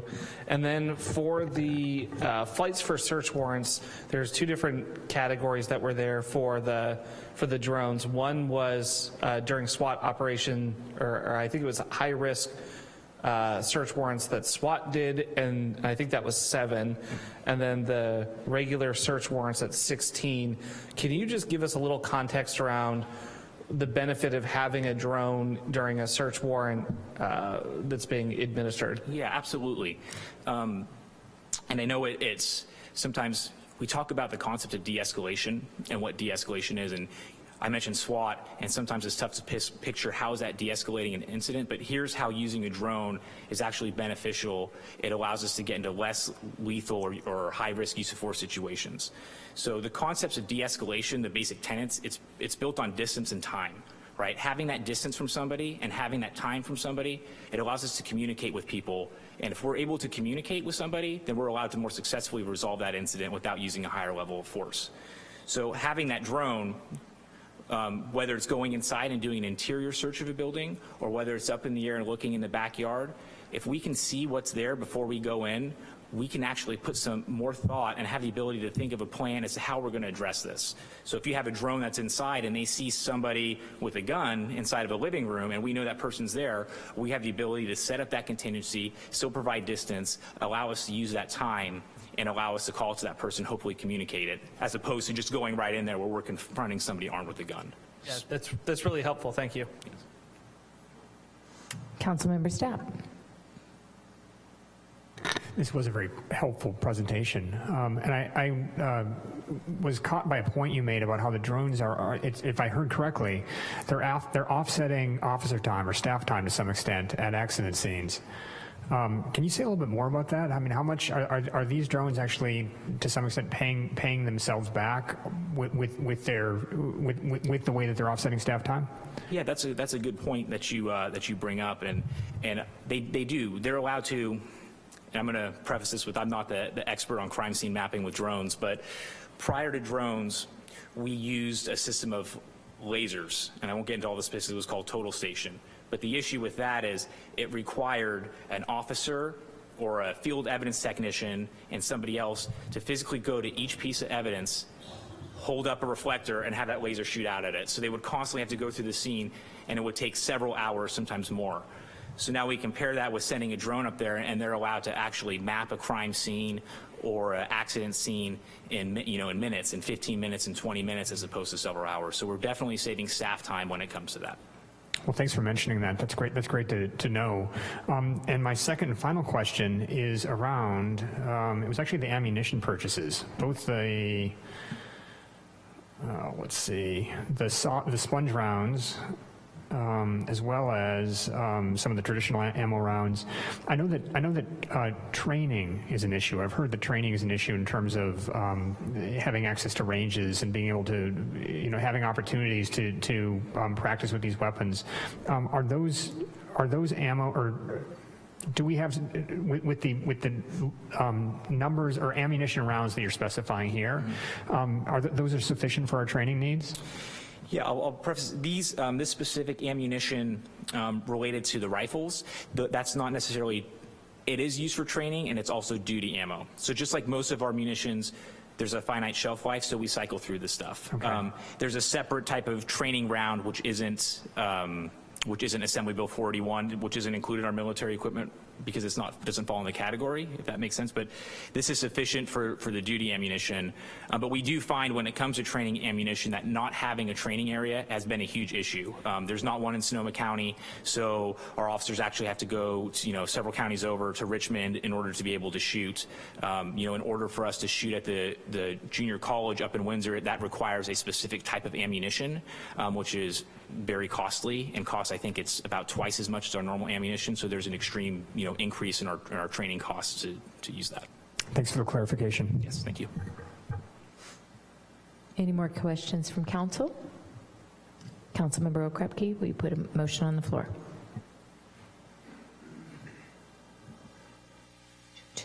Sorry, public comment.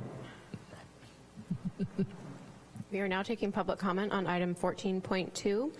If you're in the council chamber and would like to comment, please make your way to the podium. If you are participating via Zoom, please raise your hand or dial *9. You'll have 2 minutes, and a countdown timer will alert at the end of that period.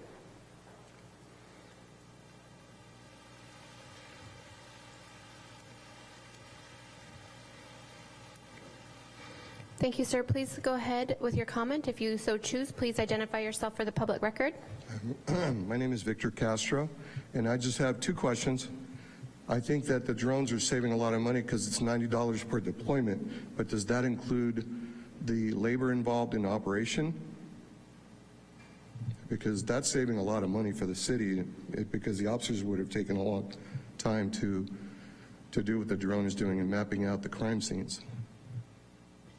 So we're not allowed to answer public comment. We're allowed to receive your comments, and if somebody on council wants to go through and ask questions on your behalf, they are able to, but we're not allowed to respond to that. Okay, I'm done. I had others, but I'm done. Thank you. Thank you. I'm going to look to Zoom. We have no hands being raised via Zoom, and we had no pre-recorded comments on this item. I'll go ahead and go to Councilmember Okrepke. Pardon me? Go ahead and answer the question. Yeah, it was, I'm sorry, Art, it was to quantify how much cost savings we had in relation to using the drones instead of staffing time to use other methods. I don't have a dollar amount or can't necessarily quantify it. I mean, if I was to make an estimate, I would say, over the course of a year, it's probably hundreds of hours of staff time that we're saving being able to use those as opposed to using, actual people to do the job that the drones can do. Thank you. Councilmember Okrepke. All right. I'll move a resolution of the Council of the City of Santa Rosa approving the Santa Rosa Police Department Military Equipment Report and renewing City of Santa Rosa Ordinance number ORD-2022-007, codified as Chapter 2-38 of the Santa Rosa City Code, Military Equipment Ordinance, and waive further reading of the text. Second. Are there any more discussion from council? We'll go ahead and move to a roll call vote. Thank you. Councilmember Stapp? Aye. Councilmember Rogers? Aye. Councilmember Okrepke? Aye. Councilmember Fleming is absent. Councilmember Alvarez? Aye. Vice Mayor McDonald? Aye. Let the record show this motion passes with 5 affirmative votes and 2 absences with Mayor Rogers and Councilmember Fleming absent. Thank you. We're now to item 16.1. Under written communications, there's a list of state and federal legislative updates that are listed in the packet. Does council have any questions or comments on these items? Okay, seeing none, I don't believe we need to make a motion to accept those, but we'll go to public comment on item 16.1. Thank you. If you wish to provide public comment on 16.1, please make your way to the podium. Or if you're participating via Zoom, please raise your hand or dial *9. Vice Mayor, I see no one raising their hand via Zoom and no one making their way to the podium. Thank you. We're now to item 17, our last public comment on non-agenda items for tonight. Again, if you would like to make a public comment on item 17, the second part where you can make a comment on non-agenda matters, please make your way to the podium. If you are participating via Zoom, please raise your hand or dial *9. Vice Mayor, I see no one approaching the podium and no one raising their hand via Zoom. Thank you. There is no item 18, so we will go ahead and adjourn at 7:33. Thank you.